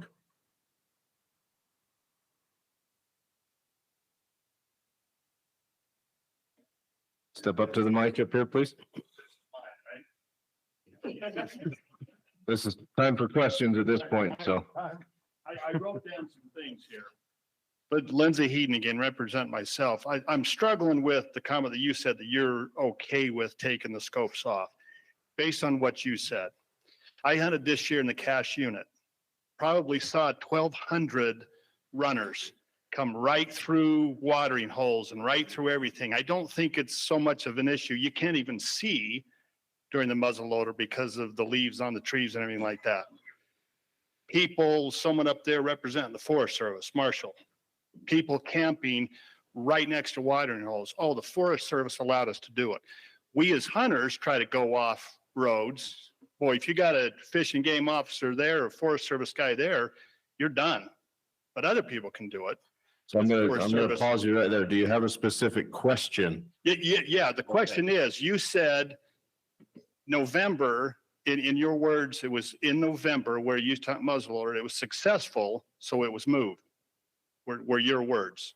So the question is, are we worried about being successful as hunters? And then you mentioned we're going to start with scopes. So when I was up here last time, okay, we take scopes off, then we take the inline thing. Where does it end? Because you've got rifles that you've got people posting Facebook posts. I shot this deer 1,436 yards. I don't get where we're going with all of this. Are we wanting to hunt? The gentleman mentioned, I can't remember who it was, Sportsmen for Fish and Wildlife, Black Cat. Troy, yeah. He mentioned you just want to go with families and get back to that hunt. My family alone, I just met with Director Shirley and mentioned to him, my family alone, there's 27 hunters that have basically said, we're done. Just in my family alone, aunts and uncles. So the question, where are we going? You're taking scopes off of muzzle loaders. Recommendation, where are we going? We're going to start taking them off of rifles. We're going to start limiting the distance of where we can shoot. That's the question. I just want to go on record. I think this is ridiculous of worrying about technology, because you mentioned, Brad, winter kill. Technology isn't going to solve anything. We're going to get the herds right back up and then going to have a winter kill. And then we're back to, and I made a joke about it, Troy, we're back to wrist rockets. So that's the question. Where are we going with this? Yeah, so I guess to try to answer that, I guess tonight we're talking about scopes. I don't know if we have any agenda in the future to try to technology to the point where we are with sticks and rocks and stuff like that. If we start with scopes, you're the one that's opened the door. Sure. So if we're talking technology, the door's open. I'm the type of guy that I don't bow hunt, so I don't think I have a right to say anything about bows. I own a compound bow, but that's just because my brother bought a left-handed bow and I happen to be left-handed. Yeah. So I helped him out, but. Yeah. So again, kind of going back to what we discussed a little while ago, this is largely a social issue. So we wanted to start the conversation here, and you guys are all here tonight to voice your opinions, and these guys get to decide what we do. So. And is it a social with hunters or a social issue with, because the comment I made with the runners coming through in cash unit, they don't want people to hunt and ruin their, actually was told, and ruin their race. Yeah. So what yeah, no, I get it. I guess that comes back to a lot of land management agencies of what they allow and what they don't. And with it being public lands, you can get a lot of weird stuff out there. I know I was actually on the cache on the muzzleloader myself, and it looked like there was a race going through half the area I was. Oh, there are 1,100 or so runners. For sure. Yep, I saw that too. Yeah. So yeah, again, it comes back to, I guess. And here comes runners right up For the sure. trail by the water. Yeah. So the division, we have the ability to regulate hunting and that's about where our Well, I'm not ability regulating the ends, so, race, but the for sure. point is we Yep. start taking technology and everything else on top of everything else. Where does it stop? Yeah, no, it's a great point. Thank you. Any other questions from the public? Step up to the mic, please.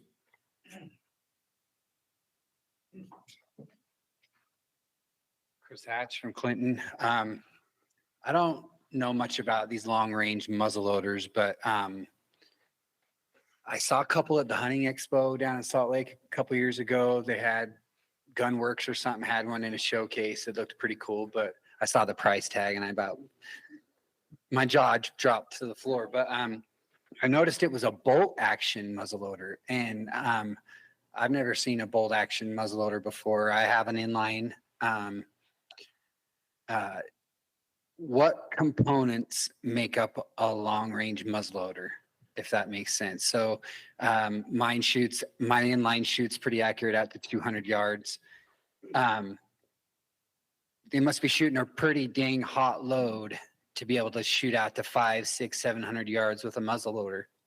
So what does that consist of? Are they shooting powder that's put into a bullet cartridge that's bolt action, and that's how it's firing their bullet down the barrel? I need to understand more what components make up a long range muzzleloader, because yeah, my inline ain't shooting accurate at 500, 600 yards. So Yeah, so I would say most people probably have the muzzle you just described, ones that are accurate out to 100, 200 yards, and then they start to get inaccurate pretty quick.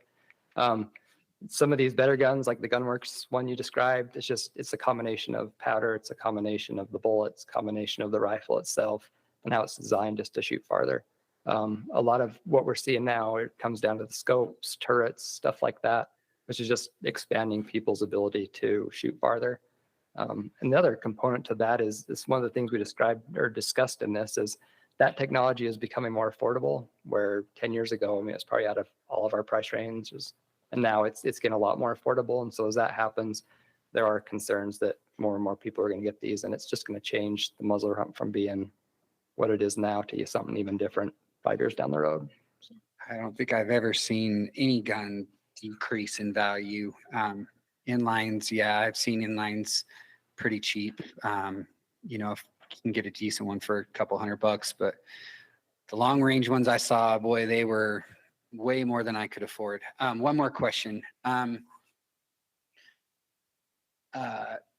This technology committee, I've personally spoken with two people out of the, 10 or 11 that you had. One of them I was genuinely concerned because they told me that they didn't own a muzzleloader and didn't know much about muzzleloaders. And so I'm wondering how are these people chosen to be on the committee? Yeah, so they have a broad range of expertise when it comes to just hunting technology. Some of them are just exclusively archery hunters. Some of them are long range shooters. Some of them are into, owning businesses that are focused around hunting and outdoor recreation. So it's not necessarily just a group of muzzleloader hunters coming up with this recommendation. It's a group of people that are just familiar with technology itself. And so for this particular recommendation, yes, we did have some members that aren't very familiar with muzzling technology, but they did have a big influence on some of the archery recommendations we've talked about. So it's. All right, those are my questions. Thanks. Thank you.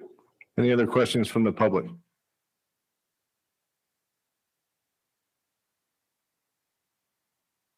Okay. Summarize public comments. We had 154 total votes for this item. The weighted average was 2.45. So just for review, a 3 would be neutral. Anything above would be a positive or agreement or support. Anything below 3 would be negative support. Some of the themes for this item were the data in the presentation didn't support the removal of scopes for muzzleloaders. So the 2 to 3% increase in harvest didn't support the need to remove them. The muzzleloader hunt's already hard and at a disadvantage, and this would just increase that. I'm concerned that the removing scopes will have hunters migrate over to the any legal weapon hunt and create more congestion in that hunt and reduce draw odds. And finally, having scopes on muzzleloaders makes for more ethical shots.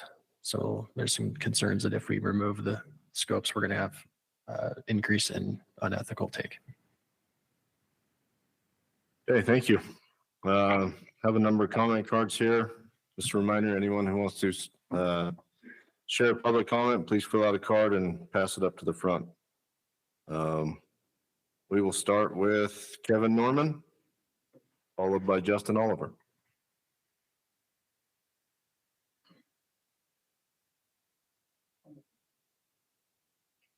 I'm Kevin Norman. I'm representing myself and also a member of the technology committee. I guess I'd like to start by saying I am a long range muzzleloader guy. I've shot several critters at 500, 600, 700 plus yards. And to answer some of those questions that were previously, how you get a long range muzzleloader's accuracy and then optics. And this same conversation could have been had years ago about rifles. Oh, they're too long range rifles. They're too expensive. They're, no one can afford those. But CVA came out with a Paramount. Everything's become more affordable. Everyone has a long range rifle now. In a few years, everyone will have a long range muzzleloader. This committee, it was pretty split at the beginning of this conversation around muzzleloaders, and it went pretty in depth, and it was not just an hour-long conversation. It was over many meetings and many hours. And as the meeting went on, I think to summarize, everybody basically came to a consensus that it was the right thing to do. It's become a single shot rifle. It kind of has a feel if we put scoped crossbows on top of archers. No one would think that was cool.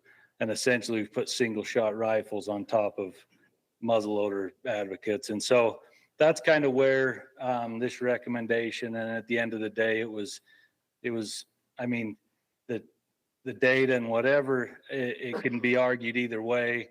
This is obviously a split conversation, and I don't know. I mean, you could be right or wrong or indifferent in a million different ways, but at the end of the day, I support the committee's recommendation. I think it's the right thing to do. And however it falls, I'm glad it's going through this process and everyone gets to speak their mind and have a voice. And however it turns out, it'll be what it is. So appreciate your guys' time and efforts and going through all the comments and sorry to put you through so much heartache. So appreciate it. Thank you. Thank you, Kevin. Justin Oliver, followed by Sam Donaldson. Justin Oliver, it's been mentioned that it doesn't have a biological, it's a social issue. And I'm going to disagree. Maybe right now it doesn't, but it is going to have a biological difference with the accuracy and how well these muzzleloaders perform. And just based on the survey and the 2 to 3% increase in harvest, I'm going to say BS on that one. But based it on this, you go fishing somewhere and you're walking up the river and you see the guy next to you catching a lot of fish. What you using? Are they going to tell you what they're using? Usually not. You find your neighbor, guy's successful every year on the hunt. Where are you hunting at? Is he going to tell you where his spot's at? You send a survey out and ask about muzzleloaders. Did it help you be more successful, your scope on your muzzleloader? You're not getting it. I just think the survey on that I just think you have to use common sense. There's no way you can tell me that they aren't affecting harvest rates and that it isn't making things more successful. At the end of the day, we're worried about the resource. We have a general season. We have a general rifle season for people to get out there and to use whatever weapons they want. When we have these other hunts, they're there to give opportunity, and generally they're not as successful. Right now, the muzzleload hunt is basically another rifle hunt. It is a single shot rifle hunt. And there are some that don't have, and there might be some that are still using the older technology in that, but basically the scopes are causing it to be that. And so I think it is having a biological, and if it hasn't yet, it will have a biological effect. If we're worried about wildlife, we need to think about that. And if we're going to we might as well have, multiple general season tags, is that our increase our general season tags. And I don't know, I'm not used to being on this side of things. I just feel like I'm passionate that we need to start to look at ourselves and say, okay, technology is up there. I need to set things aside, not for my selfish reasons or not because I want to be successful and I want to kill a deer every year. I need to look at what's best for the resource. And I think removing scopes from muzzleloaders is best for the resource. And so I support this recommendation. Justin, Sam Donaldson, followed by Ben Louder. All right, so these comments are just mine. They're not backcountry hunters and anglers. I don't support removing the scopes from the muzzle loaders. I don't think that there's a lot of people that would argue that the muzzle loader itself has gotten very effective.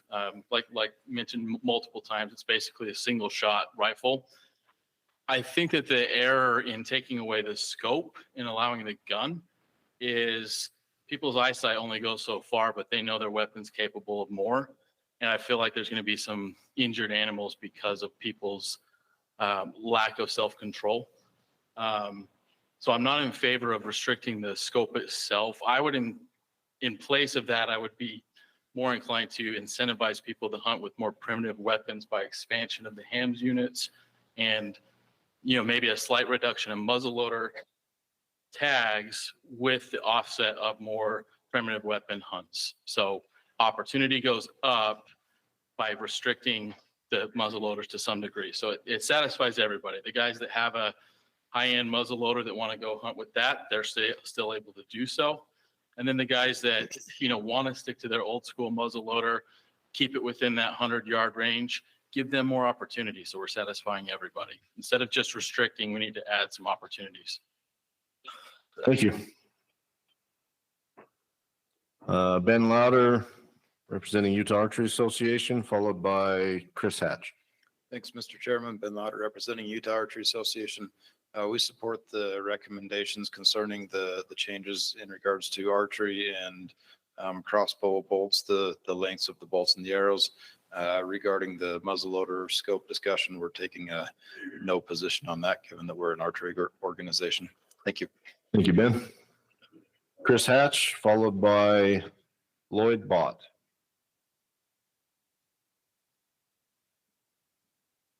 Chris Hatch, representing myself. I don't accept this proposal. I'm hearing a lot of it's a single shot rifle. I've ran the ballistics on my gun, chronographed it. I have two regular rifles that shoot about 3,000 feet per second out the muzzle. My muzzleloader shoots about 1,600 feet. So if you look at the ballistics out to anything past 250 yards, you're getting in the danger zone of ethically killing a deer, anything past 250 yards, sorry. I'm 44 years old, male. According to the state's data, I represent my age, my sex represents the average hunter in Utah. I have less than perfect eyes. I did not pay for my magnified scope on my muzzleloader, so I won it in a contest. If I had to remove it, wouldn't bother me. But I've hunted before, during, and after the whole scope situation.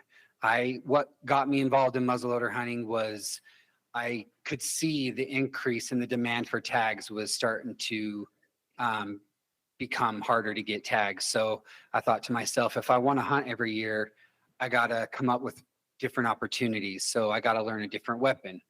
I love September. I love the fall. I love the leaves falling. Temperature's perfect. Sweet, I'll learn a muzzleloader. That's what got me into muzzleloader hunting. I did an online survey on Facebook. I got 300 people to respond, which is about half of what the state got in their survey. I think it was 57% in my Facebook survey said they wanted to keep things the same. 23% said that they wanted one power scope or open sights. With my bad eyes, I would need a 3x9 to shoot 200 yards. If I had to remove your natural eye is 1.6 power. So my eyesight actually worsens with a red dot. So it's something to consider. But yeah, I have a whole list of things I wanted to say. But what attracted me to hunt that I learned pretty quickly was the fact that the state creates laws and the boundaries of which you need to abide by to hunt. And everyone's on different playing fields. I set strict standards for myself. Sometimes I will only hunt a specific animal on the mountain. Call me a trophy hunter or whatever, but I will advocate for opportunity. I will advocate for people to still continue to hunt, but I would never push or force someone to say, hey, you can only hunt one animal on the mountain. That's kind of what I feel like's going on. I feel like I want to make an ethical kill if I have the opportunity to even kill an animal, which is Ask you to rare. wrap up your thoughts. Your 3 minutes is up. I want to make ethical kills, and I worry about wounding animals and stuff like that as well. So I'm maybe minimize, maybe lower the scope, but I need a magnified scope still to shoot 200 yards. Thank you, Chris. Lloyd Bott, followed by David Bindrip.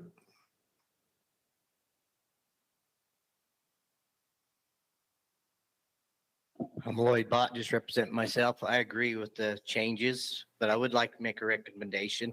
Why don't you take half the muzzleloader tags, split them in half, let the traditional guys hunt with traditional weapons in November. Let the inlines hunt with inlines. Because I got 4 inlines. I still have my 2 traditionals. 400 or 500 yards is nothing with open sights with them. Thing that makes them accurate is the twist in the barrels. And these companies make bullets for them guns. And that I got a first traditional inline muzzleloader I got shoots a number 10 cap. That number 10 cap makes no difference over the 209. They still shoot the same.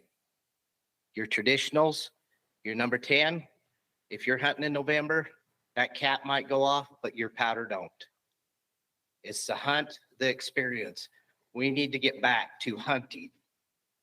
Don't take the hunt out of hunting. The traditional muzzleloader needs to come back. Because we're going to lose. Cache Valley, I hunted. We have cold weather. We don't need deep snow. That herd's going to be gone.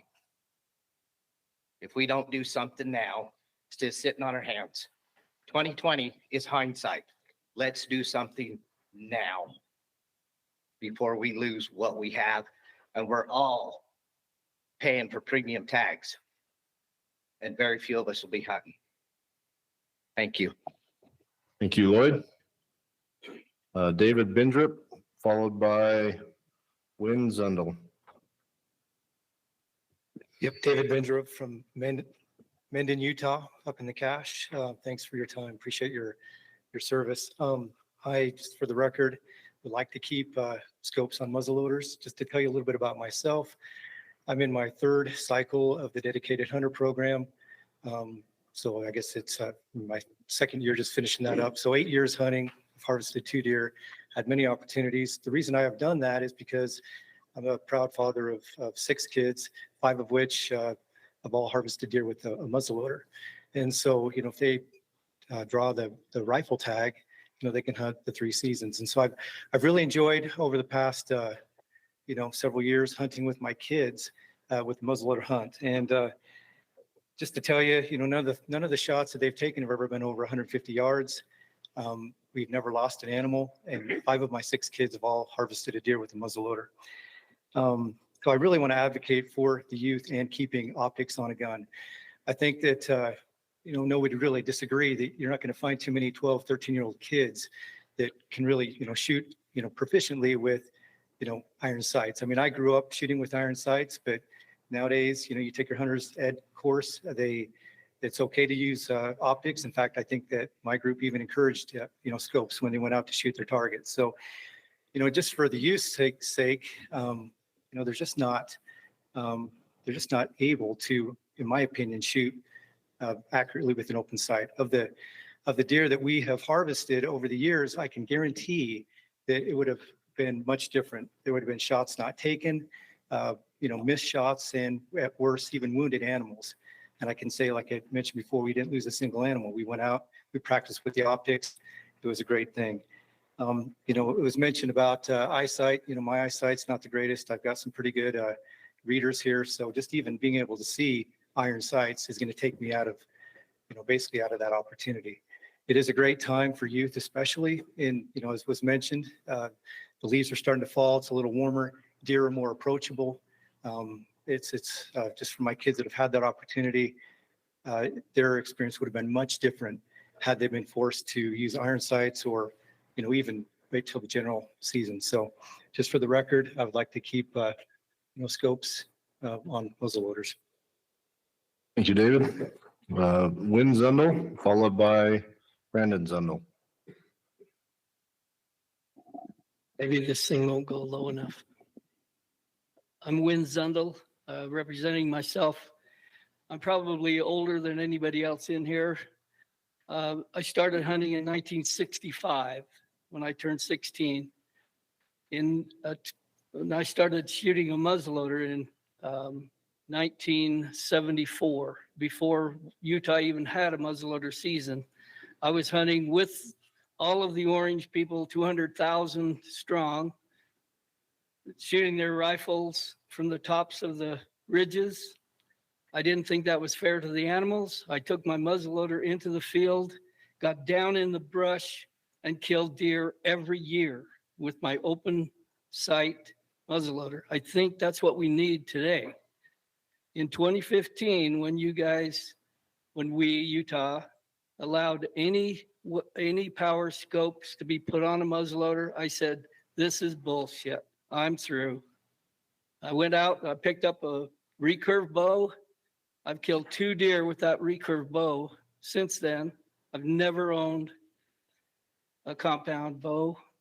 I think it's only fair to the animals that we go back, that we get rid of these scopes on muzzleloaders, make it easier for the conservation officers to identify a real muzzleloader against a fake muzzleloader.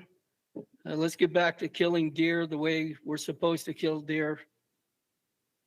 And that's my comment. Thank you very much. Thank you, Wynn. Brandon Zundel, followed by Lindsay. I'm not sure. You're gonna make me follow that? Brandon Zundel. Back with my notes. I too have a long history with muzzleloaders. I was brought up by him. I've shot them for at least 39 of my 47 years, and I don't know how many of those years I've hunted with them, but it's the majority. Now, I'll preface that I do prefer to hunt with archery now, but I wouldn't hesitate to grab my muzzleloader for a limited entry hunt for a second. I watched firsthand the effects of the addition of magnified scopes when they were first added, starting in 2016. Matter of fact, my dad, who is just up here, he's a diehard muzzleloader hunter, and he switched right to archery right after me. I remember well the dialogue back in 2015, mostly because I went back and listened to it. I'll save you the time and tell you it was pretty much split 50-50 back then when they did the survey. However, there's a stark difference. There was no survey of just muzzleloader hunters when they did that survey in 2015. Had there been one, it would have been much different than now. What I'm saying is those that were around before scopes didn't want them then, and most don't want them now, including the old guys who can't see. But you have a unique problem now. Your current Muzz community has expanded, and now that community consists of people that put down their 300 Win Mag and switch to a modern muzzleloader, a gun that doesn't even have the option of open sights. and they've learned to love the season or maybe the camp they hunt with. I hunt with some of these guys. Some are willing to change things up, maybe even buy a new gun, but there is a this is different than the change we made on bows and rifles by removing the Garmin range finding sight, for example, or even some of the fancy electronic scopes. These scope muzz combos are everywhere. We aren't talking about 10% of your hunters anymore. It's more like 60% of your muzzleloader hunters now. And heck, plenty of my friends that used to hunt with a traditional muzzleloader hunt with a modern muzzleloader now. I don't particularly like the direction the muzz hunt went back then, and I also wonder if it's too late to put the genie back in the bottle. I'd love to go back to 2015 and shove Wade Heaton's words right back into his mouth, because he was a staunch supporter of the scopes when he was until he was on the board in 2018, and everything went the opposite direction. I'll make this quick and simple. The board is going to support removing the scopes. So let's just go back to one power scopes and red dots and be done with it. Because honestly, this entire debate and the way it's worked out just makes me sick. Thank you. Thank you, Brandon. Lindsay, sorry, I can't.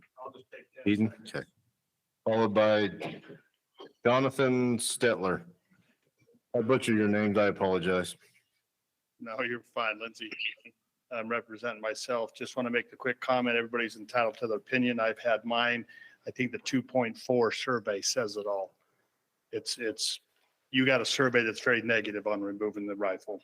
So that's all I want to say. Thank you. Removing the scope, excuse me. Jonathan Stetler, followed by Mike Likert. Jonathan Stetler. Ryan, I gotta say, I really like your comment about the split season. I've been a muzzleloader hunter for 30 years, and I go back to the way back when in the 90s. And I started out with an open sight muzzleloader rifle back in the day when you had the evil inline muzzleloader, the evil 209 primer, and the evil powders that weren't actually black powder. And most of the people I think that are against scopes have never shot a deer with open sights. The first time I put my open sights up to the deer disappeared behind the sight. He was not there. Went back, filed that sight down. Now I can see his front legs and his back legs. So we experimented with these different sights. I even used red dots. You had a 4-power red dot. The problem with these sights is you could not get a proper sight picture. I never took deer consistently cleanly until they had the advent of the multiple power scope. Even with the red dot, that's a 4 MOA dot at 100 yards, that bullet can hit anywhere within that 4 inches. So you could be aiming right at the heart and you can hit it right in the stomach. Same way with open sights. Also, you can't see open sights in the dark when it's dark 30 and it's just barely shooting light.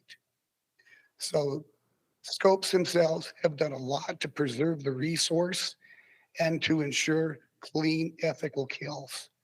My particular muzzle loader, it's accurate out to about 220 yards. My record on muzzle loading deer is 240. They start running out of steam. There's been talk about muzzle loaders that will reach out to 500. I have a friend who is a gun engineer at Browning, and the only way he's able to do that is he actually mill and machine those bullets to fit his muzzle loader. So I doubt very seriously that $5,000 technology is going to come down to $500 technology that anybody can access. And I think that you're basically trying to kill a fly with a hammer and knocking out that. I'm 52 years old. I doubt very seriously that I would be able to hunt with open sights because I read like this. Thank you for your consideration. Thank you, Jonathan. Mike Likert, followed by Troy Justinson. I'm Mike Likert from Clinton. I represent myself. I want to apologize to you up front and to the gentleman in the back. You made a statement earlier that said that essentially at past 50 yards of the patch and ball, you don't know where it's going to hit. What difference would a scope make to that equation? Right? You're going to aim at a point and hope I hit it. Iron sights would be the exact same thing. To this gentleman, I agree with you that the questions you ask on the survey, a lot of people won't be honest if they think it's going to reflect negatively on them. So when we ask the question, how many animals did you wound? How many are answering that question correctly? I know people personally that wound multiple animals a year, shooting muzzleloaders and archery. So where does that fit into this equation if you start essentially moving people to the position that I'm going to take a shot as soon as it presents itself at whatever range I think I can hit the animal, versus I got a scope on it and I have an accurate, a rifle that's accurate, or a muzzleloader that's accurate, or a bow that's accurate. And I know I have a good expectation it's going to hit in the area that's going to kill the animal effectively, right? So if we're out in the field enough, we all run across kills that you look at them and they got horns on them. Probably wasn't a January kill, right? So that's all. I think that if you keep the scope on them, you're probably going to biologically have a change in the number of animals that are wounded versus the number of animals that are harvested. That's it. Thank you, Mike. Troy Justinson, followed by Carl Santoro. If there's anyone else with a public comment card for this item, please bring it up. Troy Justinson, Sportsman, Fish and Wildlife. In 30 years of doing this, I don't know if I've ever come across a topic that's more heated and divided amongst my group. It was amazing. And because of that, how SFW's position is formed is we have 16, 17 chapters throughout the state. They review these things, and as a chapter, we vote and come up with it. Because of the divisiveness and how split we were, the fulfillment committee has decided not to take a position on taking scopes off muzzleloaders, and rather leave it to the individual chapters and the individual members to come forward and petition the RAC. So that is, we don't have an official position on this. Thank you. Thank you, Troy. Carl Santoro, followed by Mike Dent. I'm just here representing myself. I'd actually agree with the scopes coming down, barring some kind of like a optometrist note or something, because it is kind of unfair for people who can't see good to have a single power magnification, and definitely not something that you can dial up and down. And I would say that a lot of like the guys I hunt with want them off for selfish reasons, more to keep more people off the mountain during the muzzleloader elk hunt, which is what we do. And I don't necessarily agree with that with them. That's, like you say, more of a social topic, but I don't believe there's any full-on solutions, but there's trade-offs somewhere in the line that could be taken, whether it be 2 seasons, like Ryan said, which I liked, and then just like obviously the eyesight, which James brought up, and I guess that's about it. Like it seems like when we go up there and it's crowded, you're just like, man, all these people in the muzzleloader hunting. A lot of that seemed to die this year with the 3-season elk tag going away. It seems like everybody chose 2 of those seasons, and he was the archery rifle or rifle muzzleloader. So I do support the scopes going down on those, because I think it should be a more primitive hunt. But at the same time, you got to allow some of the older guys or bad eyesight or something like that to have something to provide the ethical kill option. So all I wanted to say. Thank you, Carl. And last card we have is Mike Dent. Mike representing myself. Seems like everyone's had a kind of their own experience. I think with muzzleloader hunting, so I'll just add mine. I'm a muzzleloader hunter, hunted with open sights first, and then of course with scope, and those were allowed. Last year I missed a dang nice buck, probably because of my shooting, but got ticked and went and bought a new muzzleloader.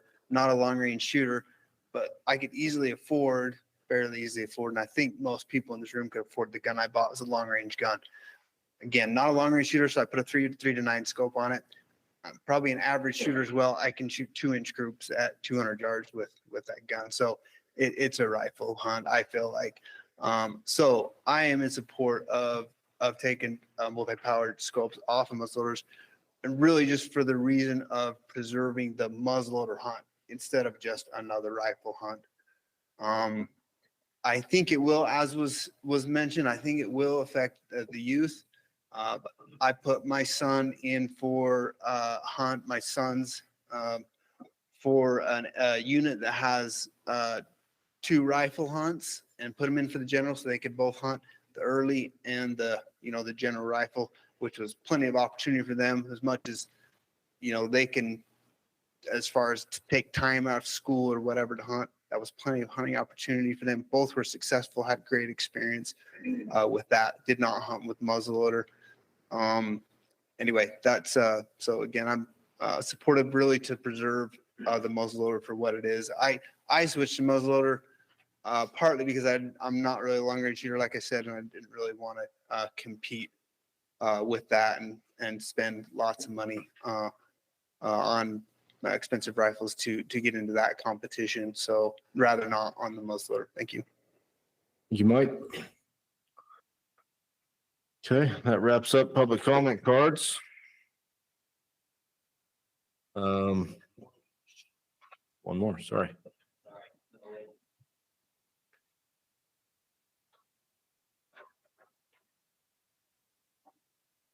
Okay, Dustin Donaldson. Yeah, so I'm Dustin Donaldson. I support myself. I am for keeping scopes on muzzleloaders.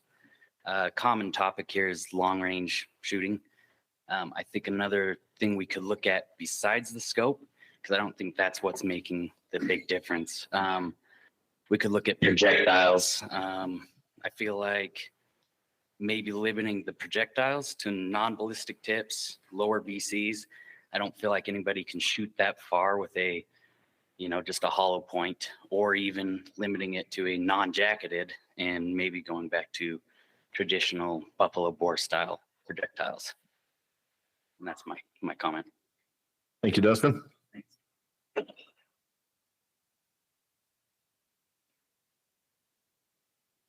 All right. Open it up for RAC discussion.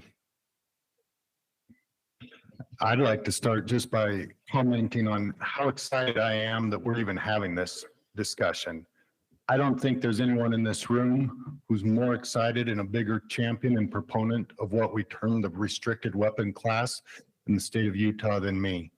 I started making stone arrowheads before I could read. It was a major reason why I decided to cooperate with those teachers in the schoolhouse so that I could access the knowledge to learn how to make them. Once I could make them, the process repeated to be able to cut and cure my own shafts, make my own sinew back bows. Primitive weapons are everything to me. I'm working on my PhD studying gun flints. I make my own gun flints, shoot my own weapons, smoothbore, trade guns, 62 caliber. Like, this is something that I'm really passionate about, and I'm excited that we're even having this conversation. But having said that, I'm really concerned and don't want something that I'm passionate about to take away from other people's passion and what they're excited about.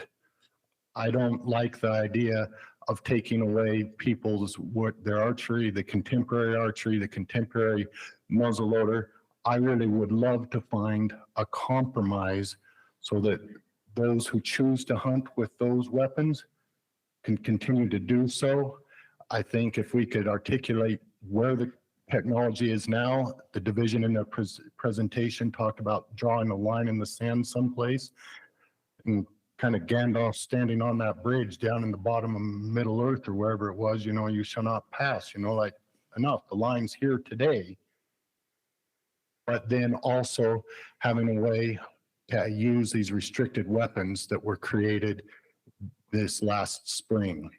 I'm grateful we have the restricted weapon class, but I really would like us to find some sort of compromise so that both groups can have the experience that they want without stepping on each other's toes. Jamie, you got your hand raised?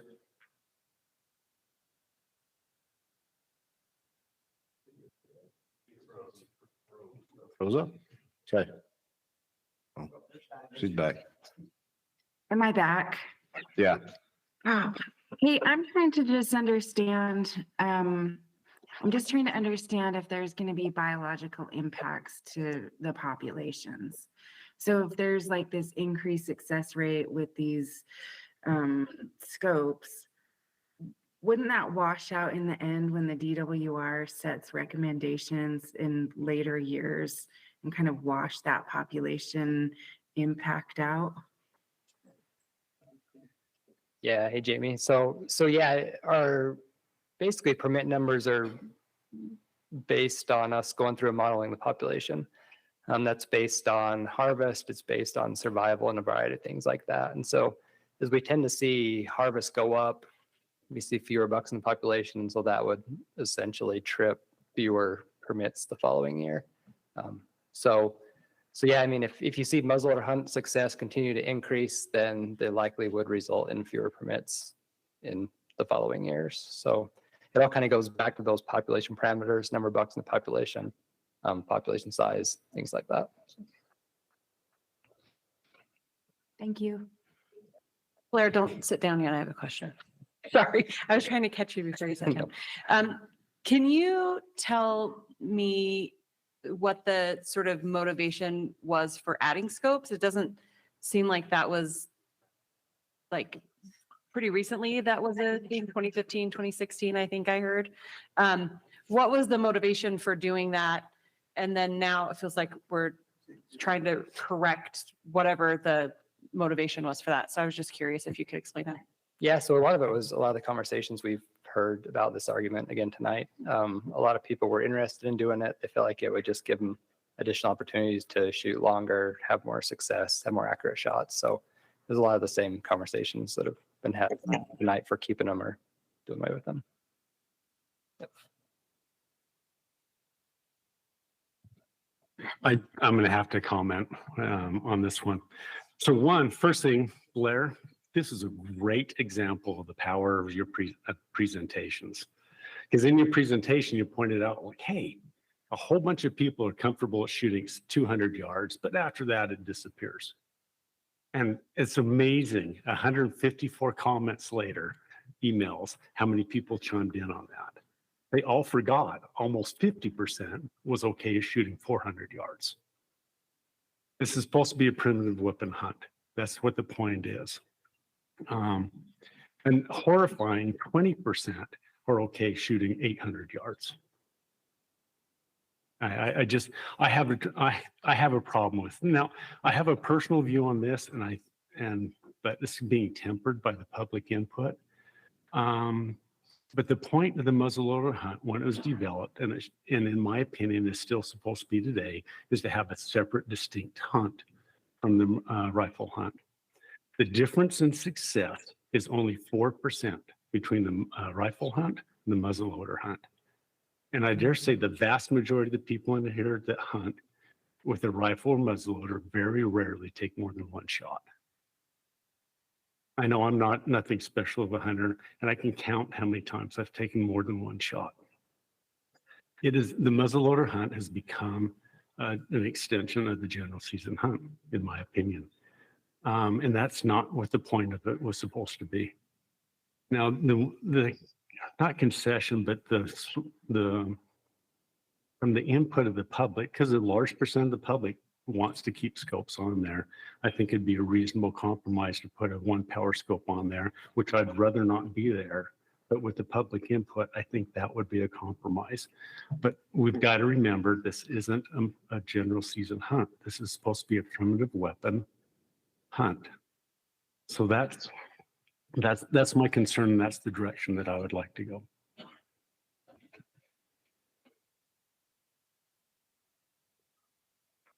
Seems to me that anybody that hunts with archery or a muzzleloader, the whole point of that hunt, in addition to all of the social, all of the outing, all of the wonderful things that come with hunting, is to get close. That's the whole concept. I really like, it hasn't been commented on, the fact that somebody that wants a more high-powered scope, variable scope potentially, can hunt the general season with the muzzleloader and do that. That's the proposal as I understand it. But similar to what others have said, this is a special muzzleloader hunt meant to be primitive, somewhat, at least in nature, and meant to be close. And it seems to me that the idea of the scopes that came about in 2016, I think it was, went the other direction. I'm not altogether sure why, other than what's been indicated. It's a little tough to put the toothpaste back in the tube once it's out for people that have paid, that have depended upon it and have conditioned it on it. But the fact is, to me, the compromise is to put the one power scope on from everything that I've heard. I'd prefer it to be open sights, candidly, if it were my choice. But people have come to rely on it. People do have muzzle loaders without sights. People do want to hunt on the special hunt, not just the general hunt. I understand that. To me, that's the compromise, and that's what I'm hearing, and that's what I would support.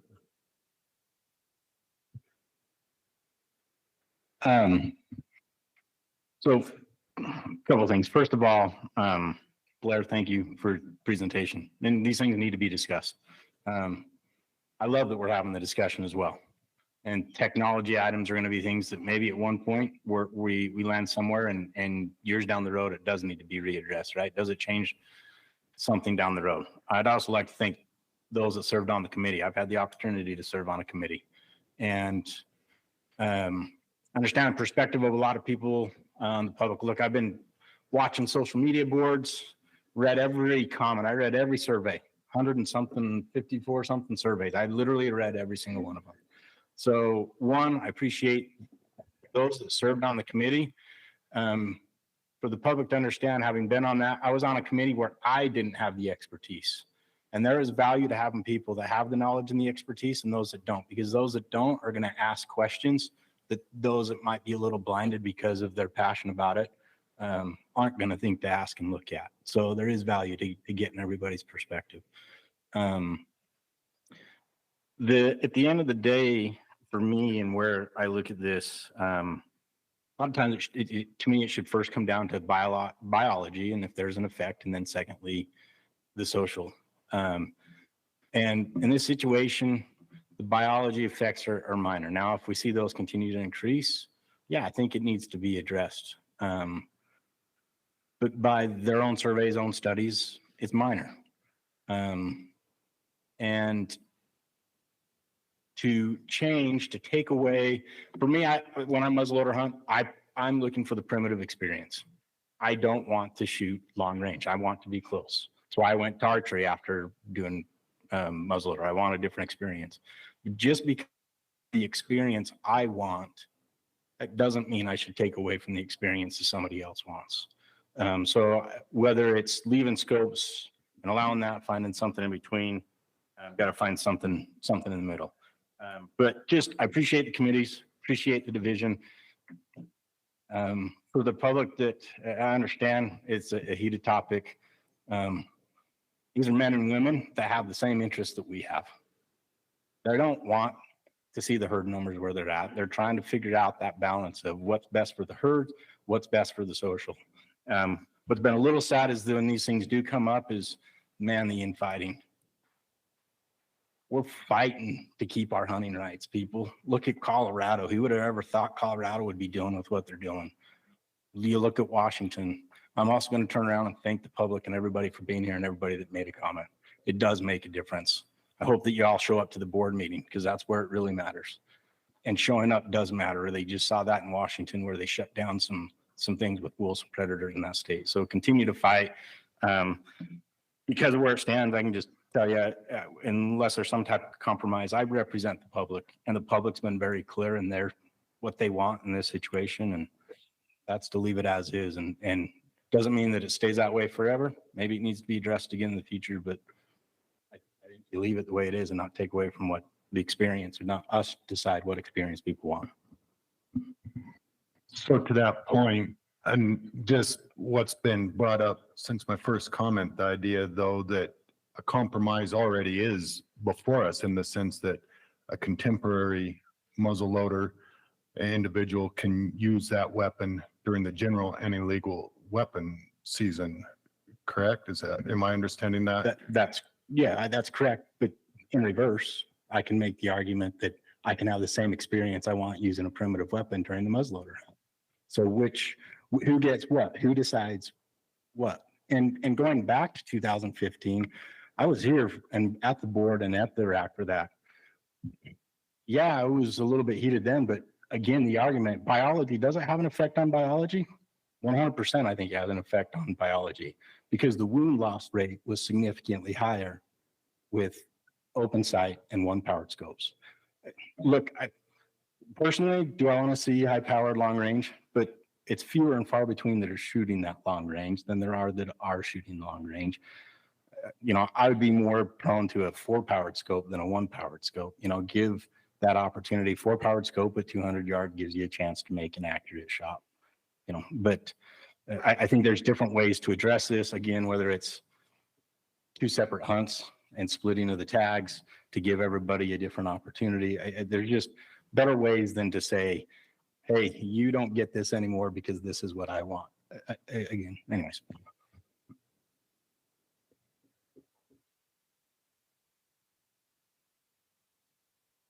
So again, though, Blair, it's outside of our purview to make a motion leaning towards the 2 separate season type. That just isn't a motion that we can make and support, right? That isn't how this works. Yeah, so the purpose of this meeting is specific about weapon type. We're discussing season dates or hunt structures or anything like that.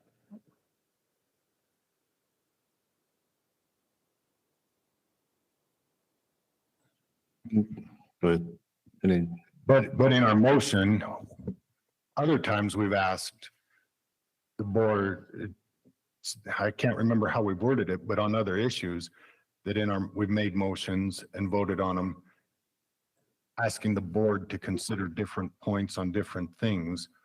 So is it possible to make a motion asking the board to consider the 2 different ones or to run that through the mule deer committee? We've already talked about running other things through the mule deer committee.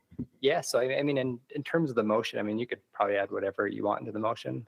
Some RACs have done that, have said they would like the board to consider that. You could make a motion, have the board consider as an action item. There's probably a variety of ways you could do that within a motion or action item or whatever you'd like to do. Only thing is, it's not just a deer issue. Can I make a motion? Any other? Go ahead.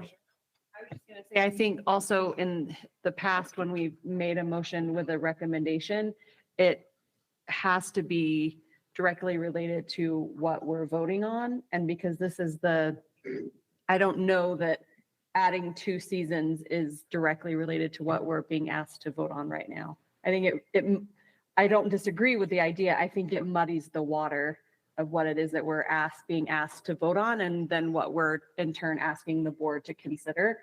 But I'm no expert on that, but I think that's been my experience. Yeah, so the proposal being brought tonight is specific to the technology committee's the division's recommendations to the removal of scopes from muzzleloaders, as well as the archery restrictions there.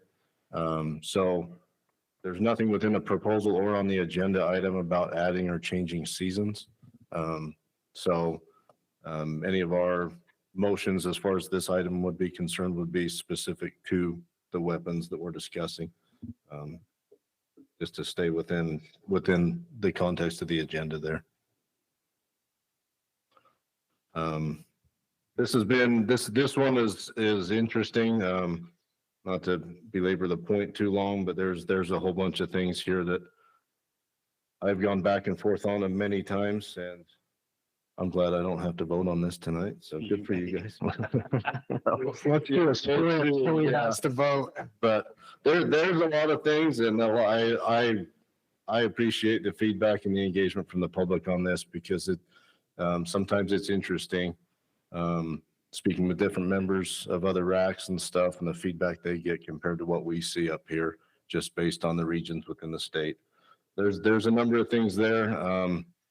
Honestly, I'm going to go out on a limb on the biological discussion about harvest success rates and why I disagree with the numbers being presented, whether it does or doesn't make a difference, because every variable we're measuring that feeds into a success rate, none of them are controlled.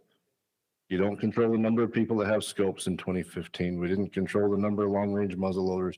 We're measuring constantly moving variables, all with the overarching discussion of how many bucks are on the landscape. And overall, no matter what we've looked at from technology and everything else in success rates, the one thing we see over and over again, the strongest correlation to a success rate is not technology, it is number of bucks on the landscape. And that has shown itself over and over again. And so sometimes I think we get into the weeds and overlooking some of that discussion, but there's a lot of feelings on this, both sides, and I can play both sides. I have a scope on my muzzle loader, and the deer hanging in my basement from 2 years ago died because of that scope, 100%. I will not argue that at all. How big of an effect is it going to have? It's debatable. I think that's one thing. If I'm honest, I like the idea of it going back to a more quote unquote primitive style, more so 2015 per se inline muzzleloader. But this advancement we're seeing in long range muzzleloaders has taken place these past few years. It is accelerating.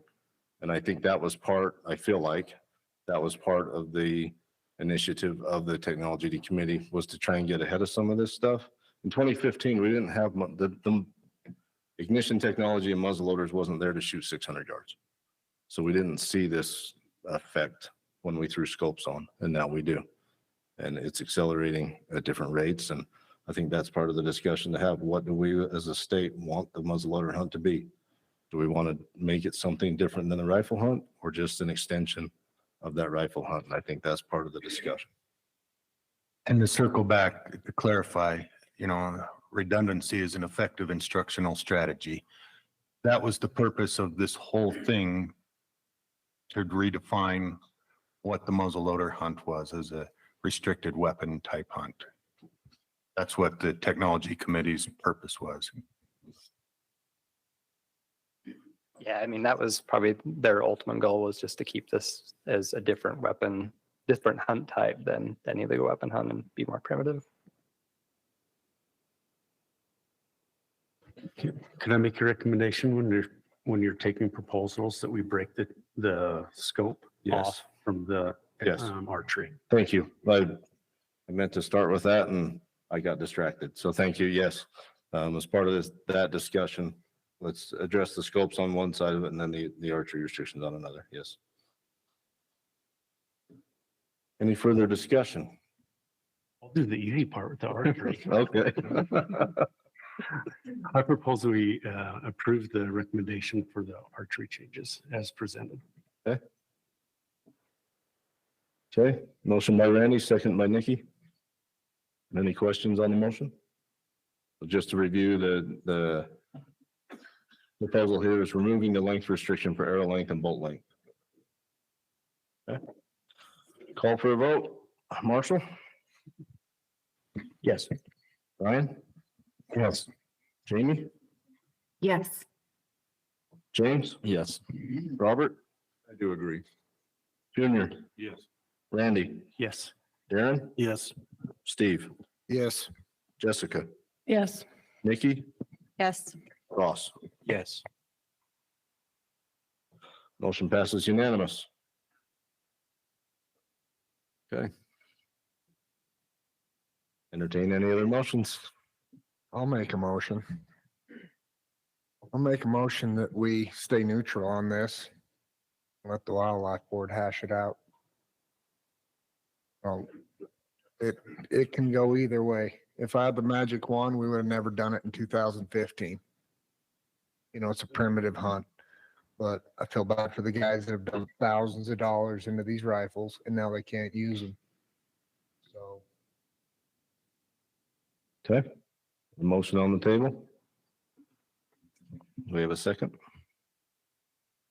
I'm just asking, is that a motion we can make?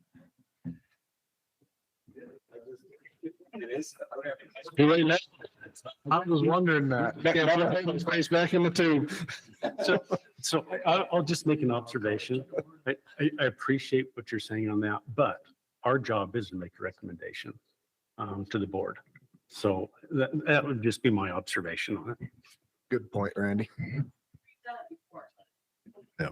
We have said that we want the wildlife board to take on initiative that we don't feel maybe, I don't want to say qualified because I don't think we're qualified people, but I think we have I'm trying to remember. Don't look at me like that, Randy. I mean, I won't feel bad if we don't remember that. I might be forgetful. Exactly. I feel like it was another hot button issue at one point. Well, that board meeting. If we did, I'm disappointed in us because we're supposed to make, we should take a stand. I agree with you. Okay. So we have a motion. Do we have a second? All right, motion fails for lack of a second. I'll make them. Oh, sorry. In light of all the different conversation that's gone on, I make a motion that we accept the muzzle loader part as presented.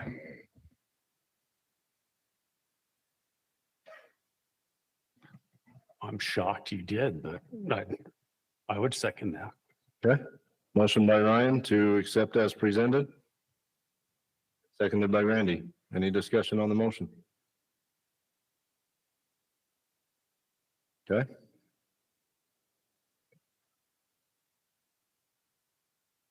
Call for a vote. Marshall. I'll support the division's recommendation. Ryan? Yes. Jamie? Yes. James? Yes. Robert? No, I would like to see it go to the one power scope. Okay. Junior? Yes. Randy? Yes. Darren? Yes. Steve? No. Jessica? Yes. Nikki? Yes. Ross? No.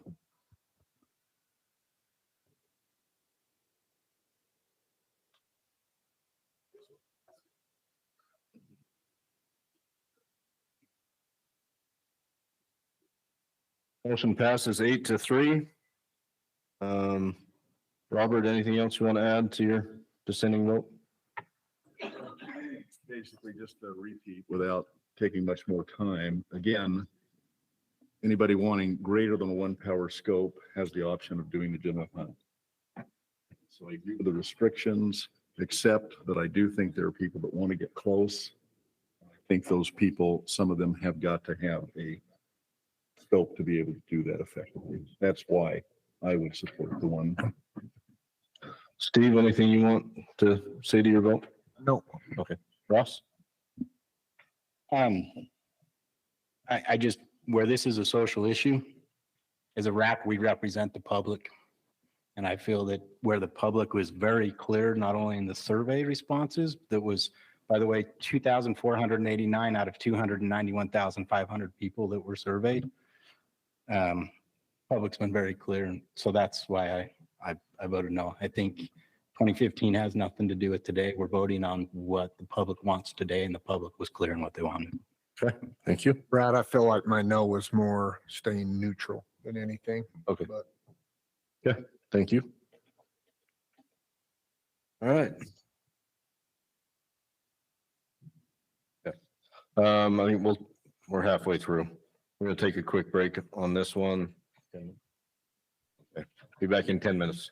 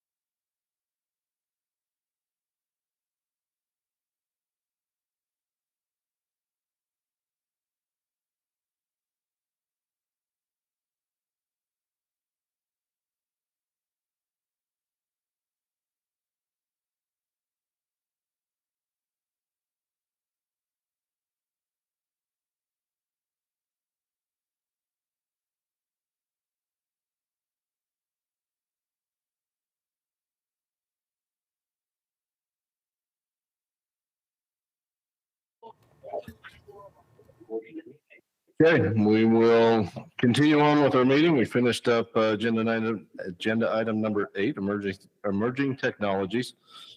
We are now on to agenda item number 9, dedicated hunter program amendments with Brian. Any clarifications or anything you'd like to give us, or? No, I'm excited to be here though. If I can say that out loud, yeah. I haven't done this for a while, so it's kind of fun to be back doing it again. Okay. So I'm happy to be here and answer any questions you have. Hopefully I have answers to all of them, so.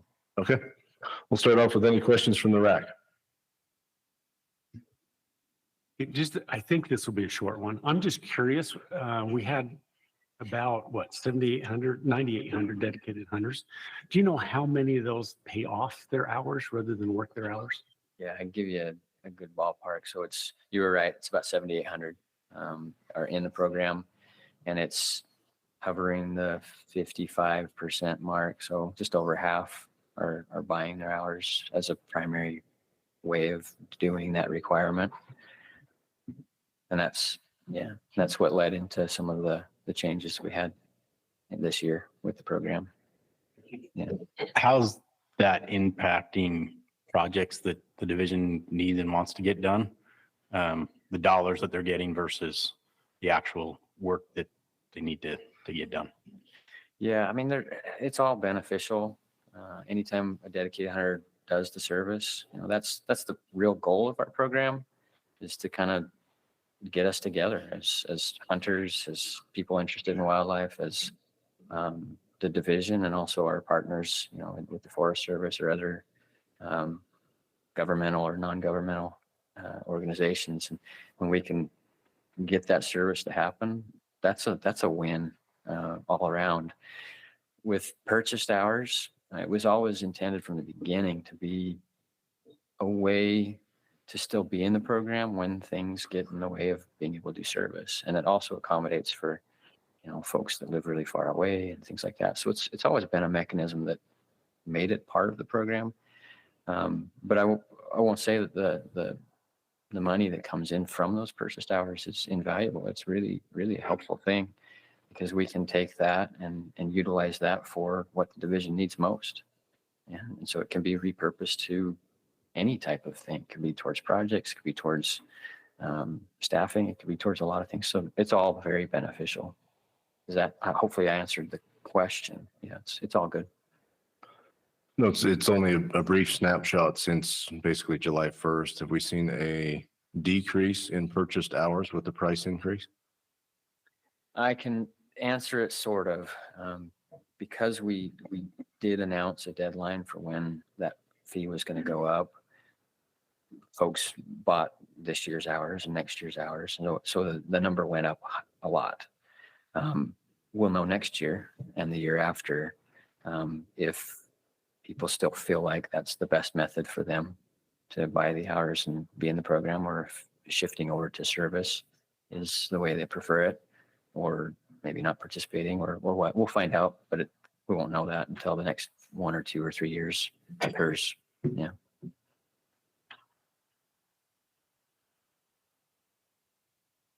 Any other questions from RAC members? Questions from the public? All right. Summarize public comments.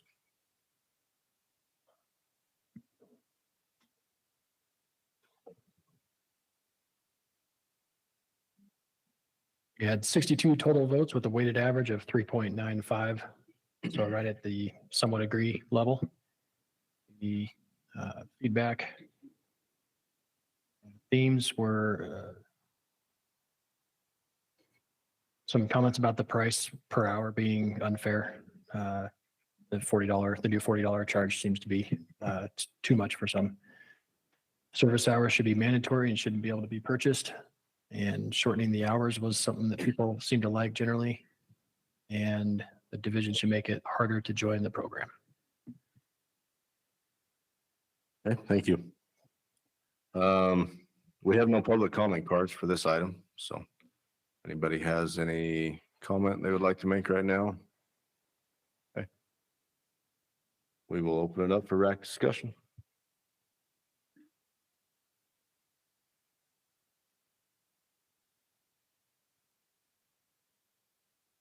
I don't think there's any comments. I'd go ahead and Entertain a motion. entertain a motion to accept the division's plan as is for the dedicated hunter program. I'll second it. Okay, motion by Ross, seconded by Marshall. Any discussion on the motion? Okay, we'll call for a vote. Marshall, Support the division's recommendation. Brian, Yes. Jamie, Yes. James, Yes. Robert, Yes. Junior, Yes. Randy, Yes. Darren, Yes. Casey, Yes. Steve, Yes. Jessica, Yes. Nikki, Yes. Ross. Yes. Motion passes unanimous. I did fail to recognize our RAC member, Casey Snyder, has joined us. Appreciate that. We do note that he showed up after the controversial items.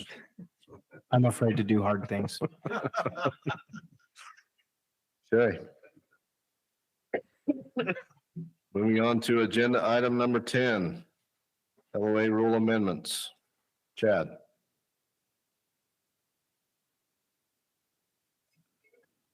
Since nothing you have is ever controversial either. so- That's what I was gonna say. Is that a promise that my stuff's not gonna be controversial? I might hold you to that because sometimes it feels differently.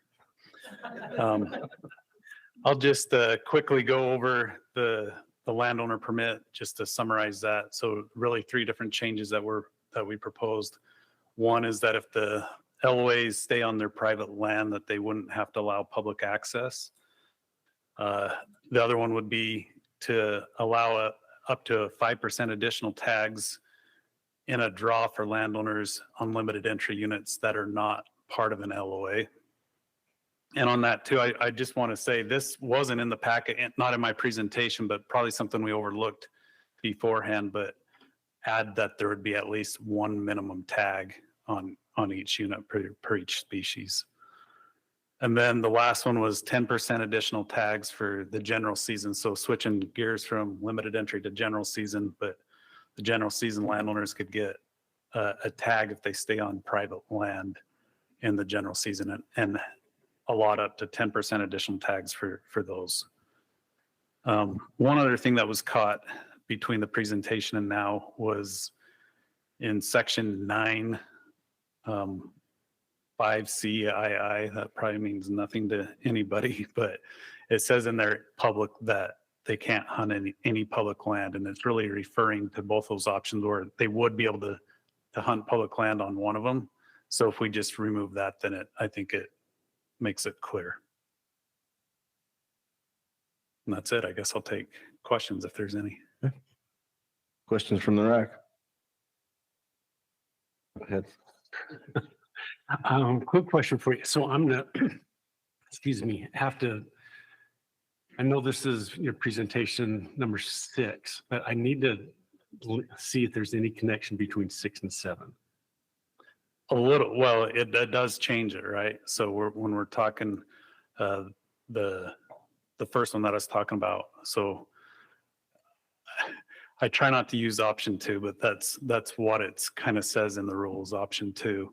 I just don't want to confuse people. This is really complicated in areas, but yeah, so it would remove that so that they wouldn't have to allow public access where before they did.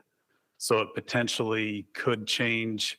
We have an LOA. Diamond Mountain is the only one that has applied to do option 2. And honestly, if this rule change doesn't pass, they probably will choose not to be an LOA. And that's what I want to confirm, not about Diamond Mountain, but the proposals in 6 directly impact the choices the LOAs made in proposal number 7, correct? Yeah, and that was something I was just talking to the LOA rep here, that I don't know if all of them realized this change was coming, and if maybe some of them would have chosen option 2 if they would have known that there was that change coming, but I think we can work through that.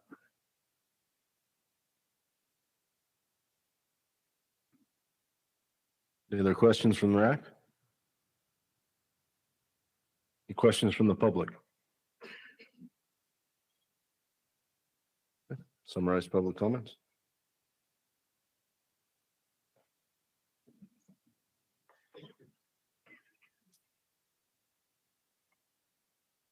We had 51 total votes with a weighted average of 3.33. And let's see.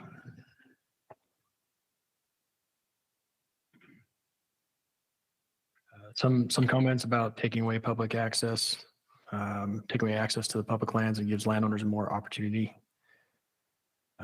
Reducing public access isn't fair.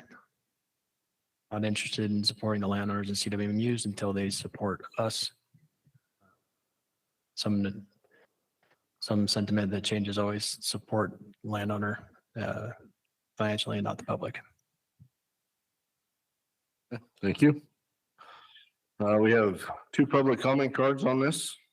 If anyone else would like to turn a card in, please do so now.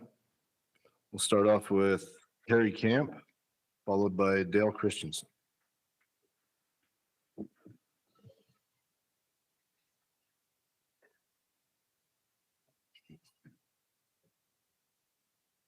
So Terry Camp, representing the Utah Farm Bureau Federation.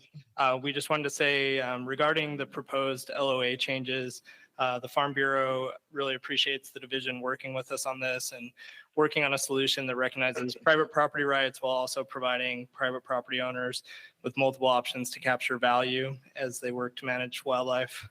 And we continue to encourage private property owners to work closely with the division to ensure the future success of the program.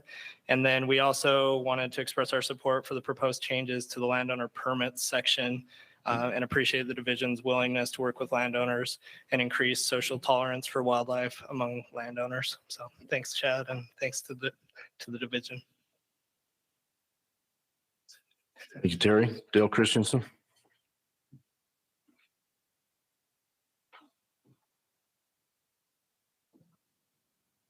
Hi, Dale Christiansen, and I represent the Pilot Mountain LOA and as well the Utah Limited Entry LOA Association. And I think those of you that were here about 1.5 years ago know that we were kind of at a big loggerheads between the landowners and the division. And the rule was changed and adopted, and over the opposition of most of the landowners. But, you know, we did get a commitment from the division to look at the rule. And, you know, I'm here today again to commend the division and Chad for, you know, working with us over the last year to make some additional tweaks to the program, which, you know, I believe is going to really pay dividends for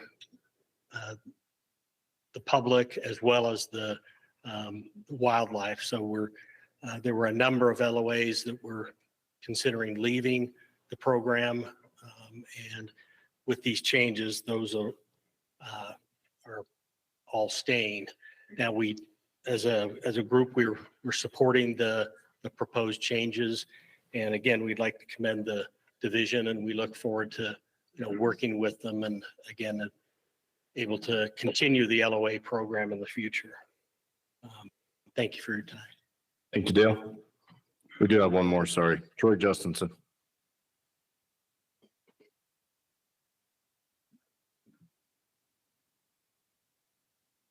Troy Justinson, Sportsman Fish and Wildlife. Sportsman Fish and Wildlife supports this as we recommend as well. Hats off to the division, the landowner association, the LOAs and others to come together and work on a compromise. I think this is a win-win for both the public and the landowners. So we support this wholeheartedly. Thank you. Thank you, Troy.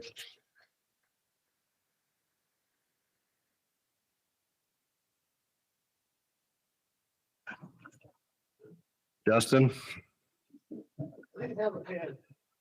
you think he would know to fill out 2 different cards, but he doesn't. Only says 7 on here. I just wanted to stand here, as mentioned, as being on the RAC and being chairman over a lot of the LOA controversy, all the stuff that went on. I like this and I just wanted to give my support. I think it's a good concession on all, and let me say I support this and let the Landowners Association know that I supported after being a critic on some of the other things. I think this is a good thing. Thank you, Justin. You can turn that one in your hand if you'd like to. So. Okay.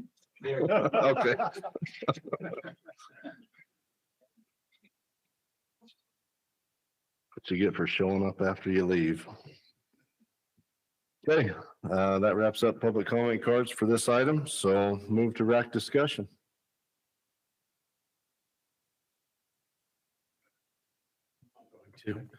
So I'll just hit the three proposals that you have. I can't state strongly enough how much I dislike number one. If we are not going to allow any public hunters on an LOA, why on earth were we going to give them permits? I don't get it. There's almost no benefit to the public on that. I completely disagree with that proposal.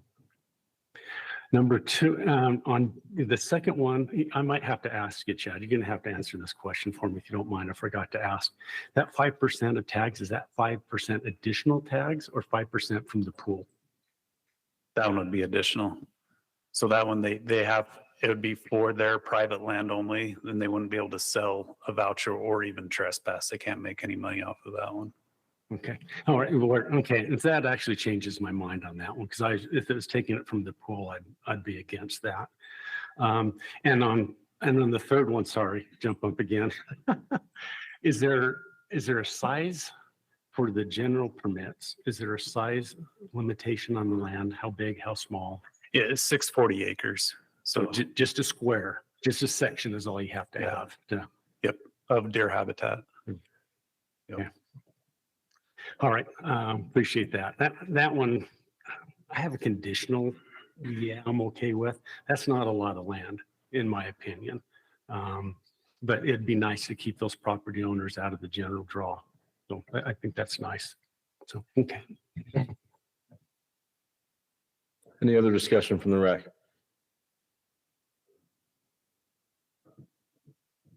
I was just going to make a comment that I remember the heated LOA conversations when I first joined the RAC, and I had no idea what an LOA even was. So I really appreciate the effort that's been put into finding a compromise. And I was chatting with Chad earlier, and the realization for me is we can offer this opportunity or we don't. And when we don't, there's nothing for people, right? So even conditionally is better than nothing, I think. No, and I think that was directed, and yeah, but I mean, why, I mean, the state, I mean, the animals belong to the state and the state's not obligated to give anybody money. I mean, and we're essentially giving money to these property owners and they're giving no public access. The CWMUs give public access. Now the LOAs don't even have to give public access. That gives me a lot of heartburn. Because I gotta agree, because I thought part of that program is helping gain access for public, and now we're going completely away from it. Like I like a lot of the things that come up, but that's a little bit of concern when, like I say, it's the public's resource, and now we're saying, well, we'll still give it to them, but without anything back to the public. It doesn't sit well with the public.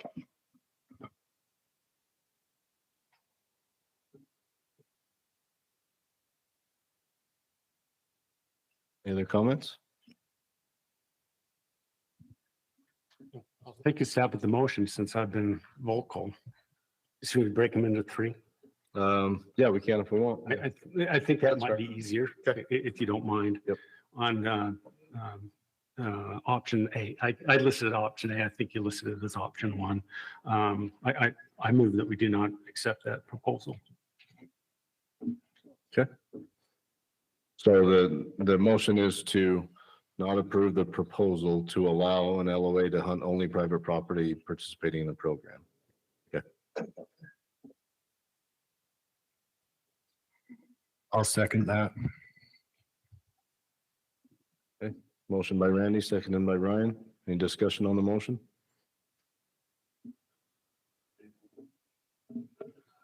Tracy? So I'd probably speak in opposition to the motion.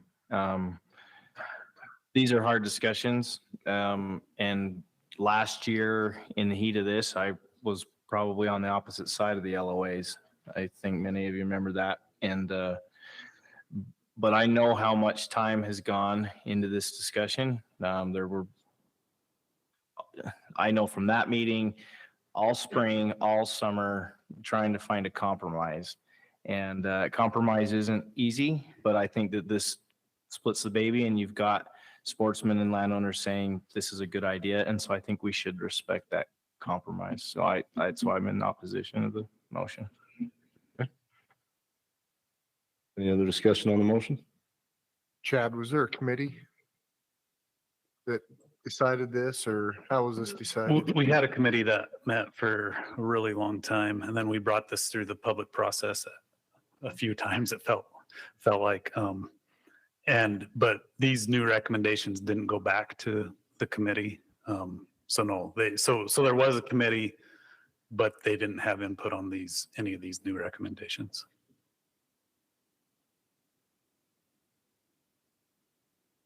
Okay. Call for a vote, so this is just on the one section. This is, Sorry, can I, quick question? So who got together then to come up with the LOAs, and who came up with these recommendations, this plan? Yeah, I think that was just the division working with LOAs. After the rule passed, we were able to see some places where we had some gaps. And so some of this was, well, like the general season landowner thing, that one, we had a general season hunt. A lot of southern region units ran out of tags, so it was a way for us to try to help alleviate that after seeing that implemented in there for a year. But yeah, it's just a way for us to kind of work through things, but mostly us in the LOAs. Chad, what keeps a CWMU from going into this program and giving 0 public tags? Probably the hunt dates. So yeah, you have a 61 hunt window in a CWMU. Otherwise, LOAs have got to follow the other hunt dates that are shorter.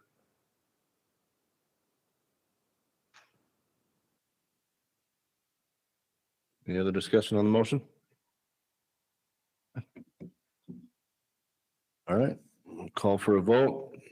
So the motion is to not approve the division's recommendation of removing the public access requirement. This is just this section here, so. Okay, Marshall.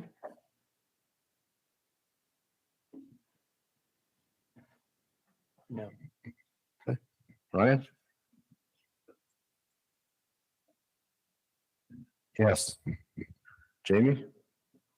Yes. James? Yes. Robert? Yes. Junior? No. Randy? Yes. Darren? Yes. Steve? No. Jessica? No. Nikki? No. Ross? Yes. Sorry, Casey? No.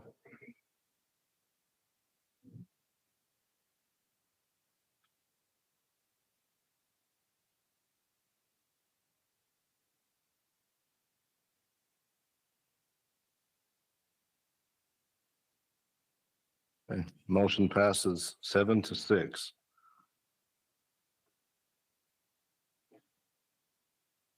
Yes. For those who voted no, I'll give you an opportunity to voice your opposition, Marshall.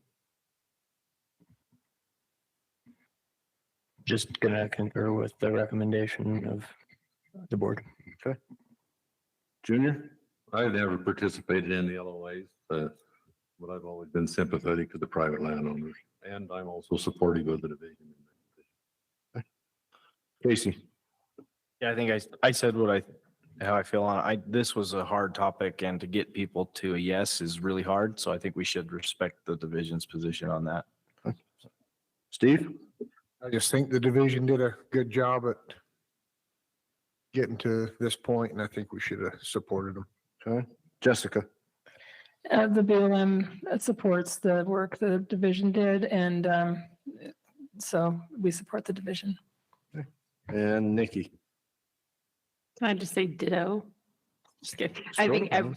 everyone's already said, I think the division worked really hard with a really challenging, divisive concept, and they've done their best to create a compromise that works for everyone and keeps public lands at least somewhat available to the public, or private lands to the public over space and time. Okay, thank you. Okay, so that takes care of one section of the proposal. We have the two other parts are creating a special draw for landowners on limited entry units that are not enrolled in an LOA. This would be up to 5% above the total number of unit permits, and they cannot be sold or charged trespass fees for these. Also, creating a general season landowner permit that's only valid on private property, and these could be sold. And tackle those one by one, or? Correct. The general season landowner permit could be sold.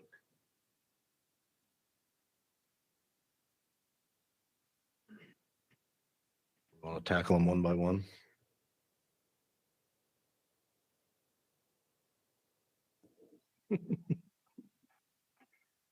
Anyone have a motion? If you break them down, what would the Creating a special draw for landowners on limited entry units that are not enrolled in an LOA. So one deals with limited entry permits, one deals with general season permits, so. Chad, on that last one, would that affect the general season draws, deer tag numbers, et cetera? It potentially could. I think you have some landowners that would just assume they hunt their private land. And so potentially they would just say, we can get the tags that we need through that and won't even put in for the draw. And that's only good on the private, right? Just on private land. Chad, sorry. On the limited entry, so does that come out of the public? No, on that, yeah, it's its own added tag on separate thing. Yeah.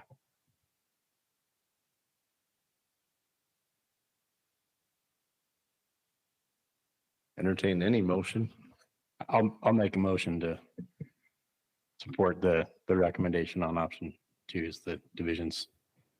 On the limited entry? On the limited entry, yep. Okay. That's second. Okay. Motion, sorry.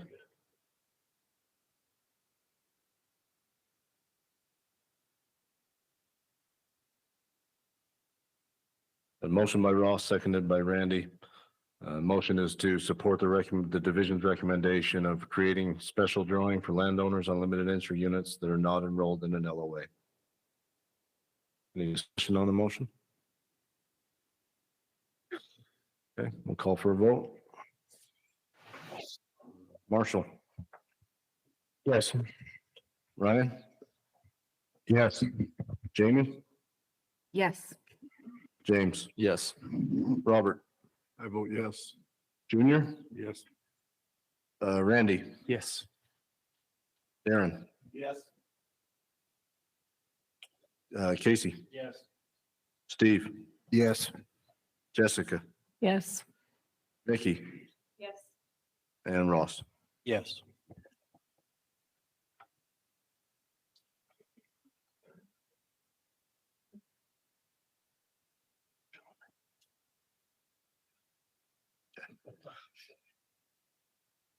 Passes unanimous. All right, we have one section left, creating general season landowner permit, only valid on private property.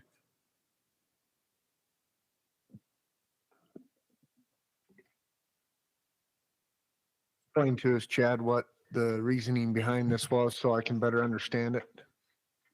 Yeah, so we just had a lot of areas in southern Utah that the landowner, there wasn't enough landowner tags for them. So with the changes that we'd made in the past, or that past year, so it's 3% additional, but you had a lot of landowners that were used to getting quite a few permits, and some of them didn't get any. So this is kind of a solution of saying, hey, if you stay on your private land, you're not really affecting the public hunters that way. We can give you some more make some more tags available that way. And why make the option that they can sell them on that one? That was something that we had a discussion about, but I think it just goes back to that if they're on private land, that they just, we don't really want to be in a position where we dictate what they do on that, I guess. Do you know roughly about how many tags that's going to end up being? So it's mostly just the Southern Utah units. I don't have a number off the top of my head. That 10% should make it so pretty much everybody who wanted a tag would be able to get one. If they didn't get it through the 3% draw, that they could go get one for just their private land. Has there not been a tag shortage issue up north? No. So I think we only had 1 or 2 units outside of Southern Utah that had a issue. I think the Central Region had 1 unit where it was like one landowner didn't get the tag that put in. So yeah, pretty much. But I mean, it's trending that way, right? The further we go, probably the more we'll see them hit that limit.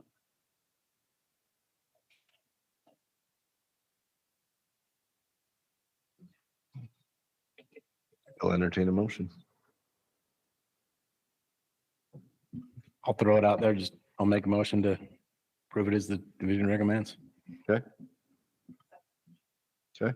Motion by Ross, seconded by Nikki to approve the division's proposal to create a general season landowner permit that is only valid on private property. Any discussion on the motion? That the success rate is still in line with the tags given out for that, right? We're not like all of a sudden going to issue a whole bunch of tags and have 100% success rate on that private property, or is that being? I don't know that we've actually broke that out to see what the success rate is on private lands tags comparatively, but where they're not able to leave the private lands, it shouldn't affect the public hunting around there. I mean, you have some migration, but it shouldn't, even if it is at a higher rate. And generally speaking, private landowners don't hunt at the rate that we do on public. So they're, by nature, they're more conservative. So it shouldn't have a negative effect on it. Okay. Call for a vote. Marshall? Yes. Ryan? Yes. Jamie? Yes. James? Yes. Robert? Yes. Junior? Yes. Randy? Yes. Darren? Yes. Casey? Yes. Steve? Yes. Jessica? Yes. Nikki? Yes. Ross? Yes. Motion passes unanimous. Okay, that takes care of agenda item number 10. On to number 11. LOA permit recommendations. Yeah, so this is the renewal year for most of the LOAs, and I don't know that I'm going to spend a lot of time on this one. You see that all of them besides Diamond Mountain chose option 1. Diamond Mountain was the only one that chose option 2. So our recommendation is just to renew all those LOAs. What happens if option 2 doesn't make it through the board? They have that option of whether to be an LOA or not. So they've expressed their intent to me is that they wouldn't be an LOA, that they'd pull out.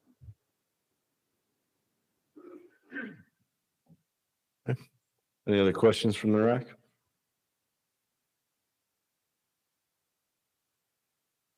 Questions from the public? Okay. Summarize public comments. There were 38 total votes for a weighted average of 2.92. And there was only one written comment that said that the program ought to be eliminated because it takes away public opportunity. Okay, thank you. One public comment card on this. Troy Justinson. You're good. You're good with everything? All right. Troy's good. Noted in the minutes. All right. Okay, open it up for RAC discussion. Chad, can you speak a little to the Kimberly property LOA request? I think we all probably got an email. Yeah, so that one's in the CWMU request. Oh, it is? Uh-huh. Am I ahead of myself? That's what I was gonna say. Dang it. I can thought in a I was, minute. I had it in my notes, like right by there. All right, never mind. I'll ask you that We'll touch question on in a minute then.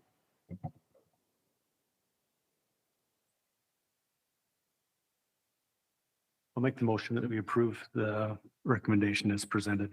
Okay. Second. Motion by Randy, second by Marshall. Any discussion on the motion? Okay, call for a vote. Marshall? Yes. Brian? Yes. Jamie? Yes. James? Yes. Robert? Yes. Junior? Yes. Randy? Yes. Darren? Yes. Casey? Yes. Steve? Yes. Jessica? Yes. Nikki? Yes. Ross? Yes. Motion passed unanimous. All right. Agenda item number 12, CWMU permit recommendations. Okay, yeah, so I'll touch on a few of them here. So most of these are just pretty straightforward. There is one that I missed in my presentation that would add to our recommendation. That was a change application for Blackhawk. They added 6,000 additional acres to their CWMU. And so they're requesting 4 additional deer tags, 2 bull elk tags, and 5 cow antlerless elk tags. So that'd be 8:1 ratio on deer, 9:1 on bull elk, and 0-5 on cow tags. Is that first number being private tags and the second being public? Another thing that I'll just bring your attention to, and they'll probably speak on it, they're here, but double cone, we have our recommendation in there. It was one of the split recommendations. The circumstances are a little bit different than when they went through the CWMU advisory committee. So they're actually, in my presentation, I didn't realize that they had updated their trade lands. So they actually have 6,784 trade lands now is what they're trying to put in, which would be more than the public land that's in the CWMU. So they'll be able to speak onto that. I just wanted to clarify that so you knew that there were more trade lands. And then Kimberly will probably hear more and answer those questions, but that is also the split recommendation for whether it should be an elk CWMU or not. Okay, open it up for questions from the RAC.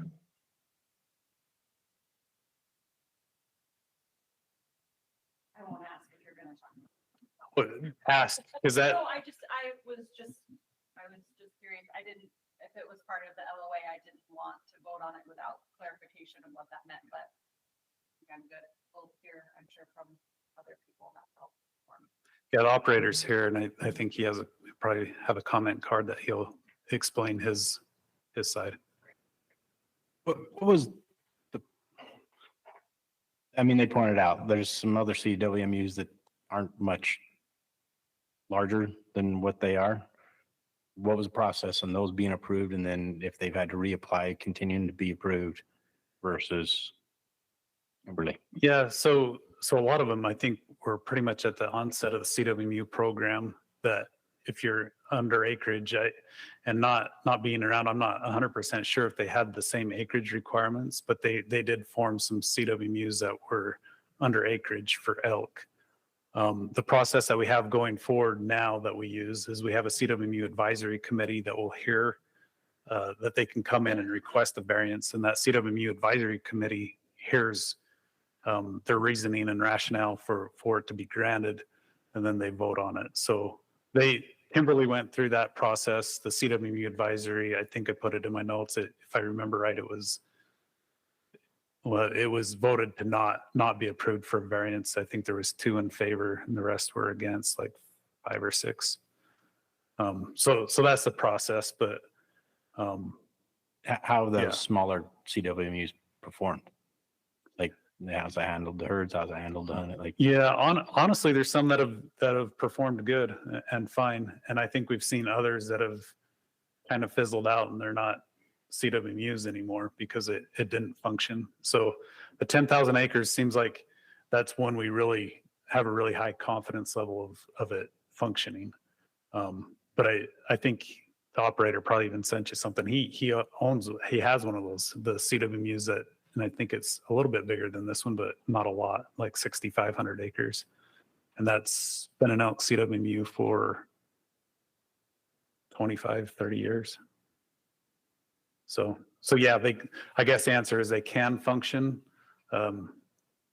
We get a little bit hesitant with the acreage, and then probably some of it honestly is precedents that you send to people of now everybody with the same acreage as this one would come and ask for a variance to be an elk CWMU. So did the committee identify what the downside would be? If they were approved and given a chance to see how they perform? Yes, so I think the downsides are like I just mentioned, like it kind of opens up the floodgates as far as like who's going to start approving or applying for these variances. There is potential too, once we ask, like once you start doing some cow hunts or other hunts to manage the herds,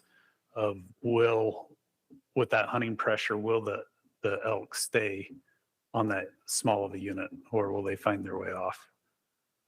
Those are probably our two biggest concerns.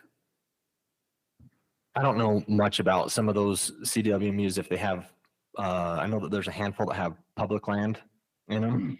And if they're not a CWMU or if they get turned into a CWMU, say for elk, and there's public land in there, that negates everybody that has a general tag to hunt deer cannot hunt in that. Is that correct? Or is it, once it's a CWMU and there's public land in it and it's just for elk, does that tie up the public land so that the general public cannot hunt that private property? So they couldn't hunt the private, you meant public part. Yeah. So you can't hunt the public property if it's in a CWMU for any of those species that it's listed. So if it's a deer only CWMU, then you could hunt elk on it or moose. But if it's a deer and an elk CWMU, then you can't hunt those species. You could go hunt upland game. You could go hunt coyotes. You could go for a hike on it. You can do whatever else. It's just the hunt boundary.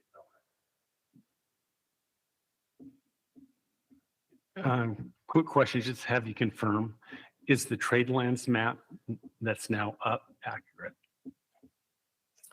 It should be. It better be. So I'll answer this probably the long way, but we've worked very hard on that trade land map. I know we found a glitch on one of them this fall, which was corrected quickly, but we've sent those out to the operators to verify that they're correct. And we have them looking at it. We have our biologists looking at it. So yeah, we should be good to go. Okay. Then I know in broad terms what it is. I'm just curious. And I'll give you an example on what is the criteria for the trade lands. Okay. So I'm not setting a trap. I want to give you the information so I'm looking at it and like double cone, for example. And I know it's an old one, so I kind of bite my lip a little bit on non-landlocked public lands being involved in one. So I'll set that aside.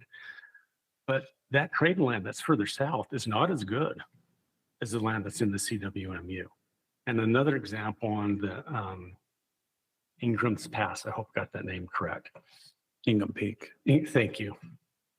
There's a piece of trade lands over by Kilgore. Tiny little piece thrown in there. Why? It seems very random on the trade lands that get thrown in. Yeah, and we do try to evaluate them and try to see if it's like ground. We do that to the best of our ability. I mean, obviously, Box Elder has over 35 CWMUs, and that's where a lot of our trade lands are. So to do a really thorough report on it, probably is difficult, right? But we try to do the best that we can to see if it's even and equal ground that's being traded. And it's interesting because we had the CWMU advisory committee and they were looking at one, and we had one guy come in and say, this land is terrible. It shouldn't be part of trade lands. And then that was actually part of the land that last year or last spring that the CWMU wanted to put in as non-contiguous land into their CWMU. So it's really hard. It's subjective, right? Like you'll hear some people be like, oh yeah, this is absolutely great. Some people are, this is terrible. And so it's a subjective call. But yeah, but we do the best we can to try to make sure it's equal. Are they inspected by the local biologist? Yeah, most of them are. Like, I don't know that we get to every single piece, but yeah.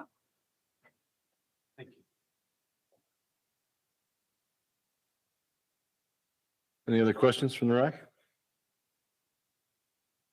Wait, sorry. When's the CWMU rule going to be updated? June. That- That's the date that was given to us by the Wildlife Board. So we've had meetings on that rule. Matter of fact, I have one between the RACs and the board, and then one right after the board. So we're working on it. We're working hard on it, and that is our goal, is to have it come through that June board meeting.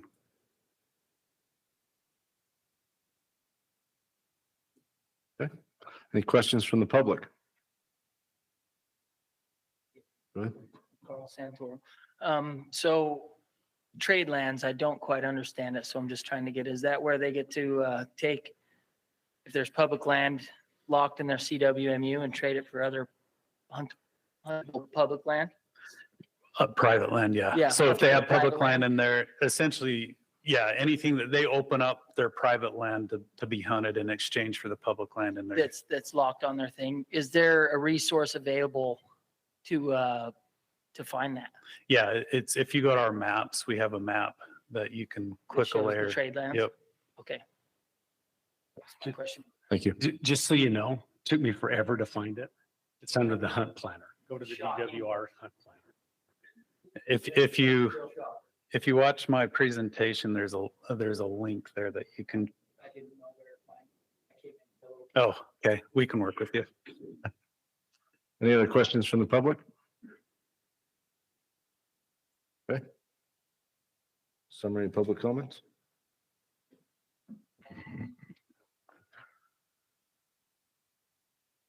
$39 total votes for a weighted, weighted average of 3.22.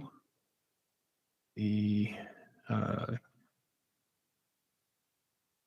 most common comments were, would be nice to have more public permits for some of the CWMUs. CWMUs should not have public land.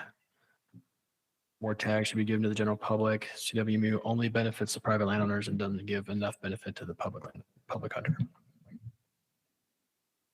Okay, thank you. Okay, we've got 3 comment cards for public comment. If anyone else would like to, please turn in a card now. Let's start off with Kelly and Heather War, followed by Michael Abram.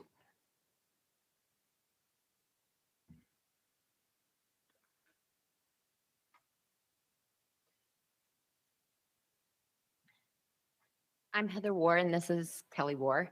I'm doing the talking, and then he's going to answer the questions because I talk faster. So we are the landowners for the CWMU Double Cone Ranch, and we have heard a lot of comments and questions, and hopefully we can clear some of that up a little bit here. Because of the CWM program, we're able to work with the DNR to take into account all parties' perspectives. And we all win under this program. We are able to enhance the hunter's experience while protecting the wildlife in a controlled and measurable way. By the DNR working directly with the ranchers, it's a win for the public. One reason is because of the trade land agreements. Our CWMU is very unique. We are probably the oldest CWMU running still today. And we've been working with them for 25 years. we have opened up thousands of our private acres, which includes prime hunting ground, including hay ground that's outside the unit. And that south that you were looking at, we have 3 pivots down there. So it's over 300 acres and we have herds of elk. And I know my husband's sent video and worked with a biologist too, because we've heard that before. For the past 25 years, we've worked with them, as I said, and we have worked hard to stay within our harvest objective numbers while enhancing the hunters' opportunities by opening up private quality trade lands for public land. We traded over and above the public ground. So we traded over and above 2,419 acres of our own private ground over and above the acreage of public land that's within our, mixed in with us in our private. And the public land isn't the prime feeding spot for the wildlife. It's obviously, if in this, sorry, I ran out of ink, so some of you have black and white and some of you don't, but in there you'll see some hay ground and you'll notice it's all mountains around it. There's no houses, there's no noise, there's nothing. It's prime bedding, or it's prime feeding ground for the animals. The public ground is prime bedding ground for these animals. So, it only makes sense that we work together, which will work for the benefit of the hunter because they're able to hunt both.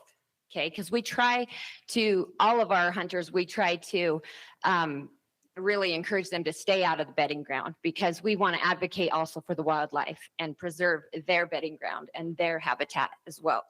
So another reason why this program enhances the opportunity for the hunters is because we also provide other resources of our private. We have a private reservoir, which we pay our own money to stock fish within. Isn't my voice? Anyway, to stock our reservoir. And these fish, because it's a private reservoir, are 7 pound plus, and it's an opportunity that wouldn't be opened up. But the CWMU, we try to advocate, compromise, and help all of the parties involved.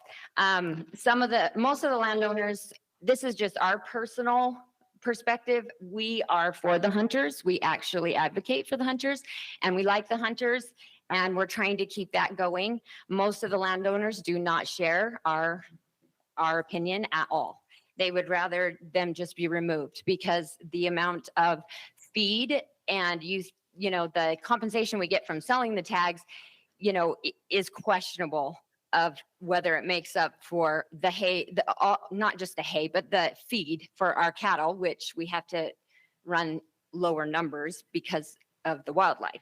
So and it's not just that, it's the damage from the public and stuff that's expensive to that we get every year and things like that. So, but we try to be a middleman and try to help our neighbors and our landowners by offering to hays. We also opened up one of the tags and included them in our CWMU because they didn't have enough acreage, not nearly enough within our CWMU, so that he was able to have some compensation for the amount of feed that he was losing.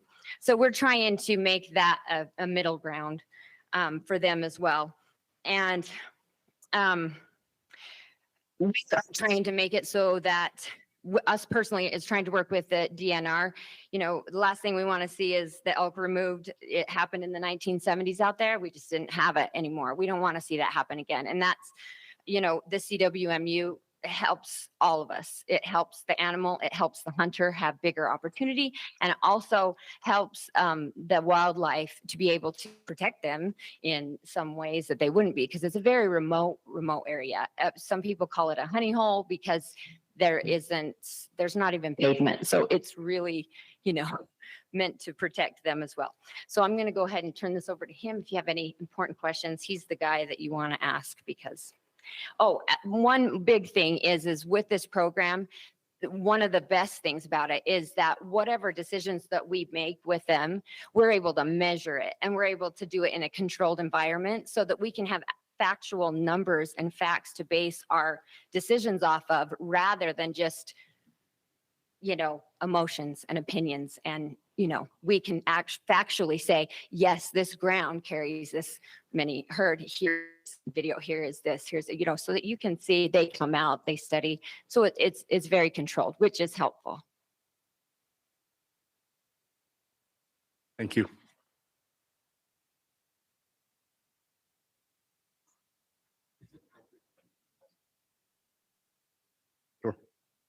And and Mr. Ward, I apologize.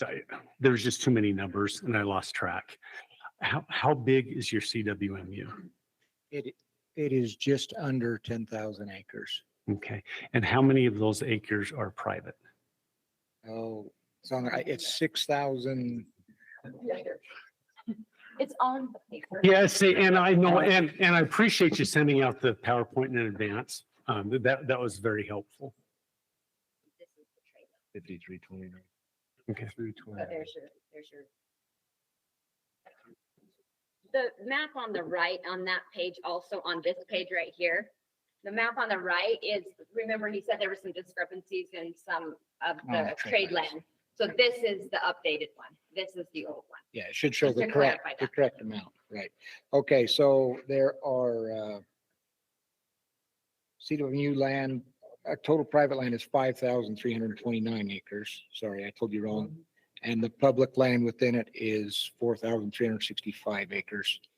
So yeah, total CWMU land, 9,694 acres. Appreciate. I just couldn't remember. There's too many. It's okay. Thank you. I'm just going to tell you, I appreciate your guys' efforts to work and trade. I'm going to tell you selfishly, I've taken advantage of your trade land. So not for anything of high value of game, but I've used it. So appreciate it. Okay, thank you. Thank you. Next up is Michael Labrum. Followed by Carl Santoro. All right, I appreciate it. So we are the operators of the Kimberly. So we're the ones asking for the acreage variance. And I did send out a PowerPoint. It was really late. I think it was this morning. So some of you might not have seen it. Some did. I can't say enough about this property. I mean, we know we're at 5,614 acres. We know we're not near the 10,000 acre limit. But this property is the most prime, high elevation, deep canyons, timbered canyons, inundated with elk. There's elk in every deep canyon on this ranch. And I know the concern with these small acreage ranches is if we were out in 5,000 acres of sagebrush and you shoot at an elk and a big dust cloud forms and they're off the property, I understand that. But you could go in these canyons and shoot 5 elk out of it. And the other 5 canyons there, those elk wouldn't even know you were there. They're not running out of this property. This property butts right up against the subalpine shale rock right at the top by the Tusher Mountains on the Beaver. Big, deep, steep, rugged canyons, elk in all these canyons. Now the biologist isn't here, Mr. Wardle, but he's done surveys.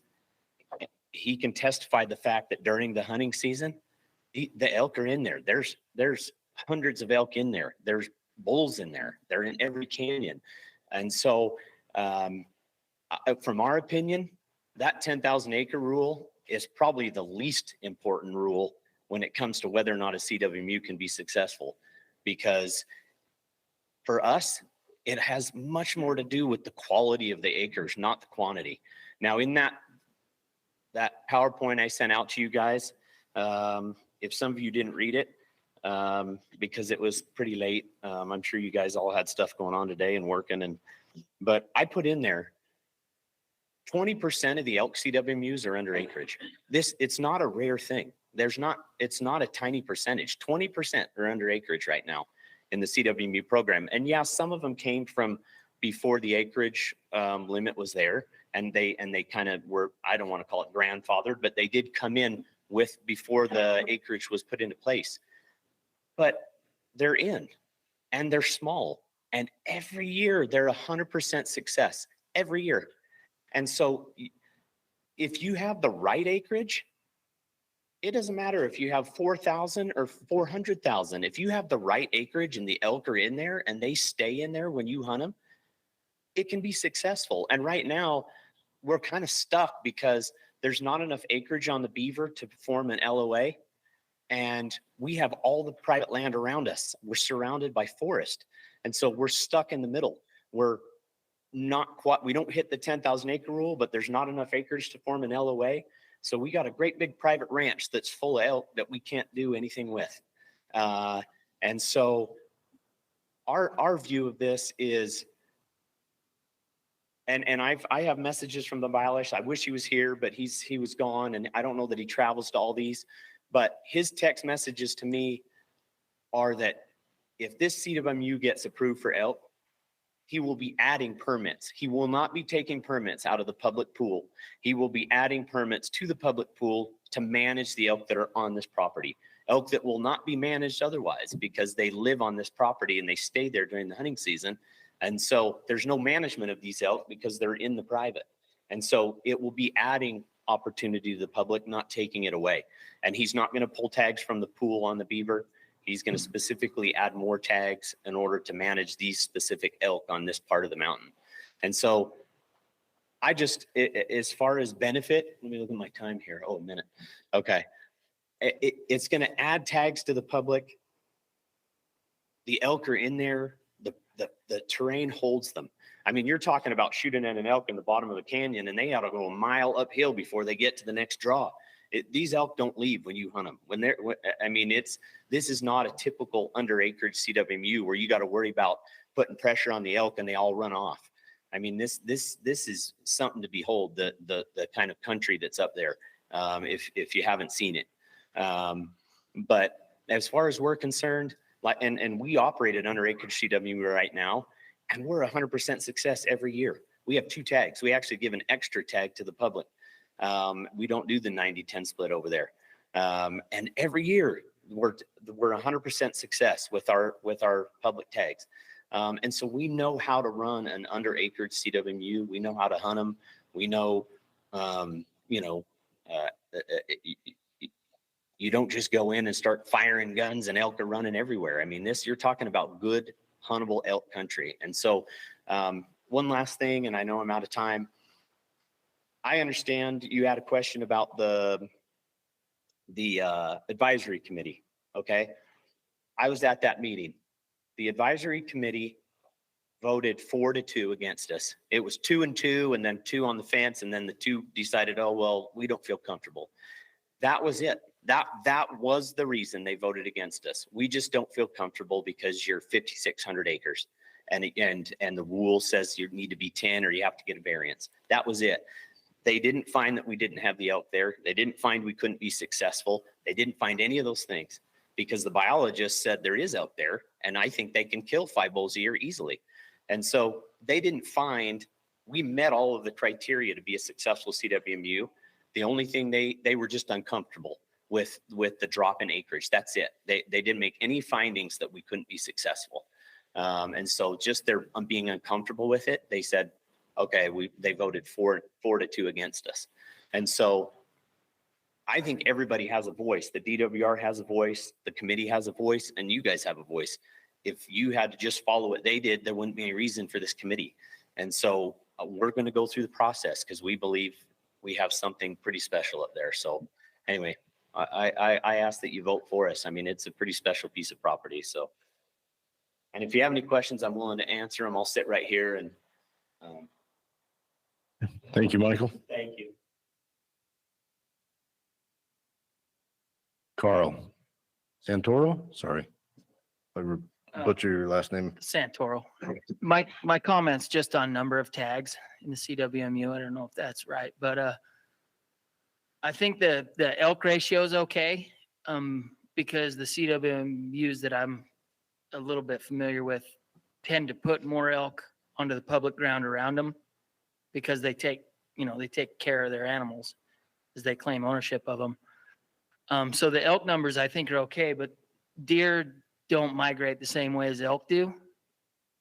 So I think the number should be a few more public tags given out for deer, as that they're not putting the deer onto the public land, they provide a good living, for the deer. Obviously, they take care of them, but the deer just stay there. They don't migrate in the same way as elk. So my thought is that there should be the ratio of deer tags from sellable to public should be higher, and the elk, I think, can stay the same, because anybody that's hunted in the northern part of the state knows that the elk are, there's quite a few of them. There's a lot of them, even mostly cows, and not a lot of opportunity to chase them, but the numbers are climbing and pushing into the areas where we can. Deer, however, are not, and especially in the northern region where they're all dead now. So CW, that's just my comment. That's all I wanted to say on that. Thank you. I will throw this out there. There is a feedback. What am I trying to say, Chad?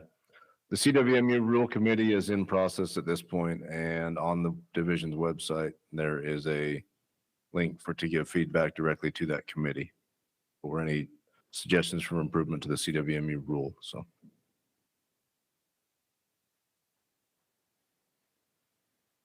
Okay. That's all we have for public comment on this item.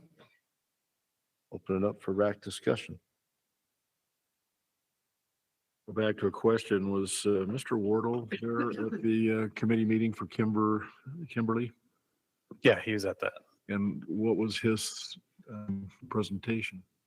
Yeah, so a lot of what Mr. Labram was saying is true. Like, so I have an email from him because he knew he couldn't make it tonight, but says that he consistently, from August to the end of October, he's consistently see good numbers of elk on the property, 100 plus mature bulls. He was also excited that, that there is a landowner down there on the beaver that's willing to have elk and work with us. So sometimes that's a struggle. So then I already said the negatives that he said. One is that it's just so far under the 10,000 acres and the precedence that it sets. And then just if there's with the cows, like he's saying, it's a mountainous area. So to hunt the cows, it's probably not going to be like a November, December, January type hunt. It's going to be at the same time that the bulls are being hunted. So just the caution of right now, it's probably not an issue because they don't have the beavers under objective. So probably wouldn't have a significant amount of cow tags. But if it got over objective, then it may crop up, I guess.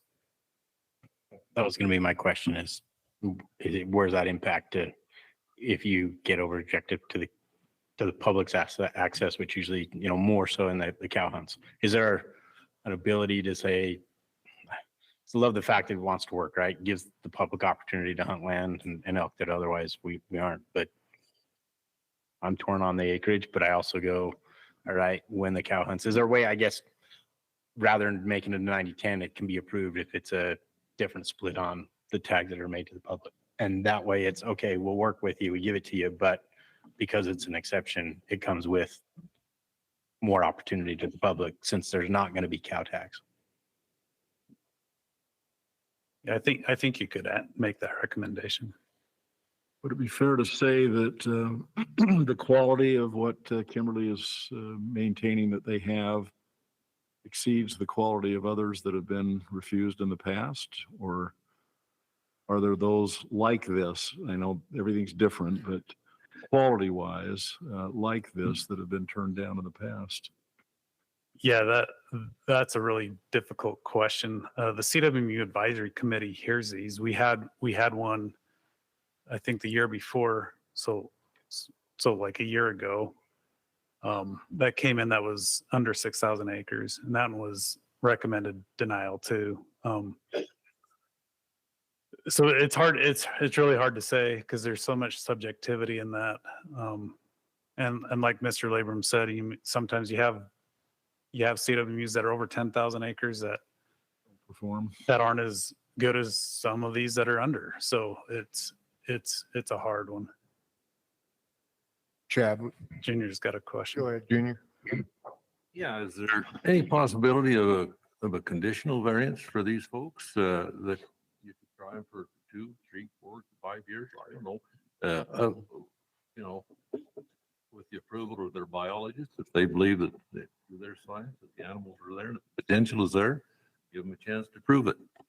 Yeah, so CORs are for 3 years. So every 3 years you renew. And so, yeah. Well, if it works, it works. If it don't, then in the 3 years, why, you know. Reminder, what you did say is the concern is that this sort of sets a precedence for the future.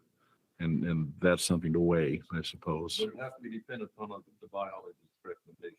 Right. Dependent on the science. But part of the concern too is like if we're out, like we have a lot of CWMUs, especially in the northern region. And if our biologists, if that's all they're doing is going to try to figure out if every CWMU has elk on it, that's a huge burden, a huge workload. We're not in Box Elder County. We don't all have.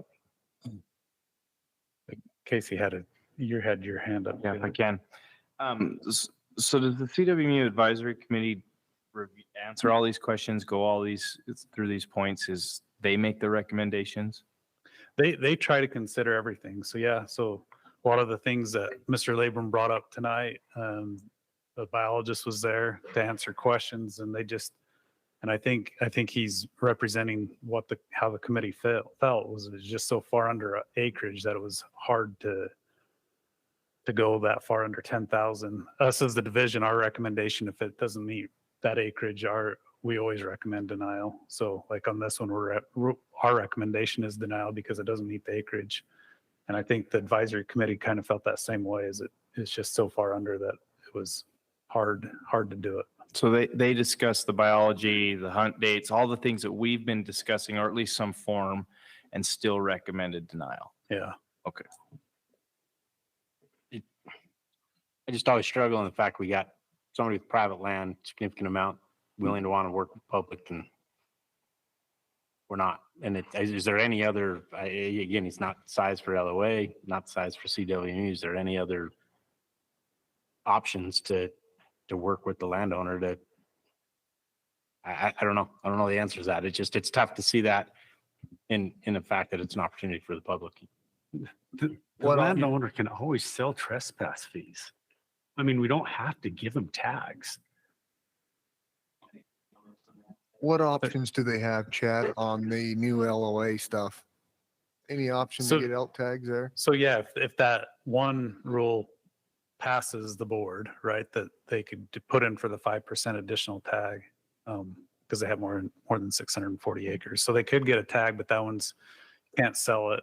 It'd be, or can't make any money off of that one. And then like Randy said, you can sell trespass fees. You're never precluded from that unless you're part of that 5% draw, then you can't. I will throw in, I dread your subjects coming up every year. Me too. Dread them. But it's the variances every year that are a problem. It's the ones that we argue about every stinking year. I mean, we have a criteria, follow the criteria if we have it. If the criteria is wrong, change it. But the variances every year. And I will say that it does say in the rule that they can ask for a variance. And I think that's why that we have that committee too, though, is like some of these are really difficult decisions. They take a lot of time.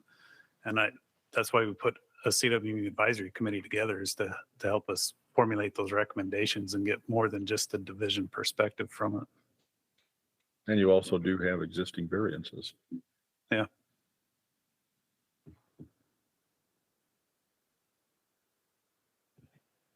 Okay. We're still on RAC discussion, so.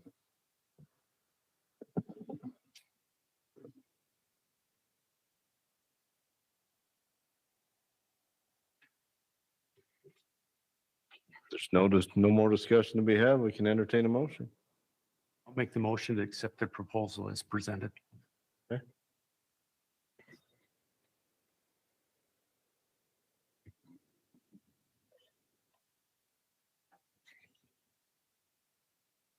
Second. Okay, motion by Randy, second by Marshall. Any discussion on the motion? Okay. Mark, Yes. Ryan, Yes. Jamie, Yes. James, No. Robert, Yes. Junior, No. Randy, Yes. Darren, Yes. Casey, Yes. Steve, Yes. Nikki, Yes. Ross. Yes.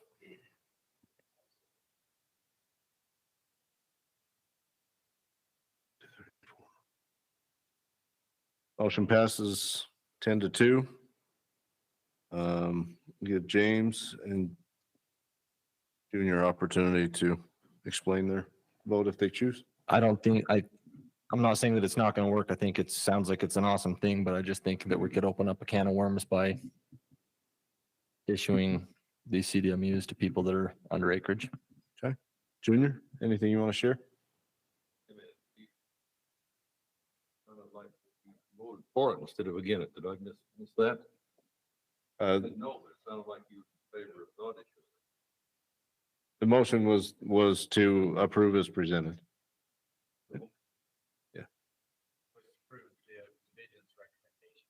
Yeah. Was to deny the. I think the question, James, are you in favor of the? Did I mishear? Then, no, I don't think that it should be a CWMU. So you're in favor of the proposal. It sounds like you're in favor of the motion, then the motion being to approve it as proposed by DWR. Okay. Junior, is your Okay, vote still no? I know simply, I know what it takes to make a living on a ranch, and you got an opportunity lost with private property that wants to work with the division and public. I'm just opposed to that. And I'm sensitive to the acreage and all that. I hate to see these folks be denied when they've got an opportunity to better their situation. Okay, thank you. Okay. That's all. A motion to adjourn. Motion to adjourn. Done. There's 11 to.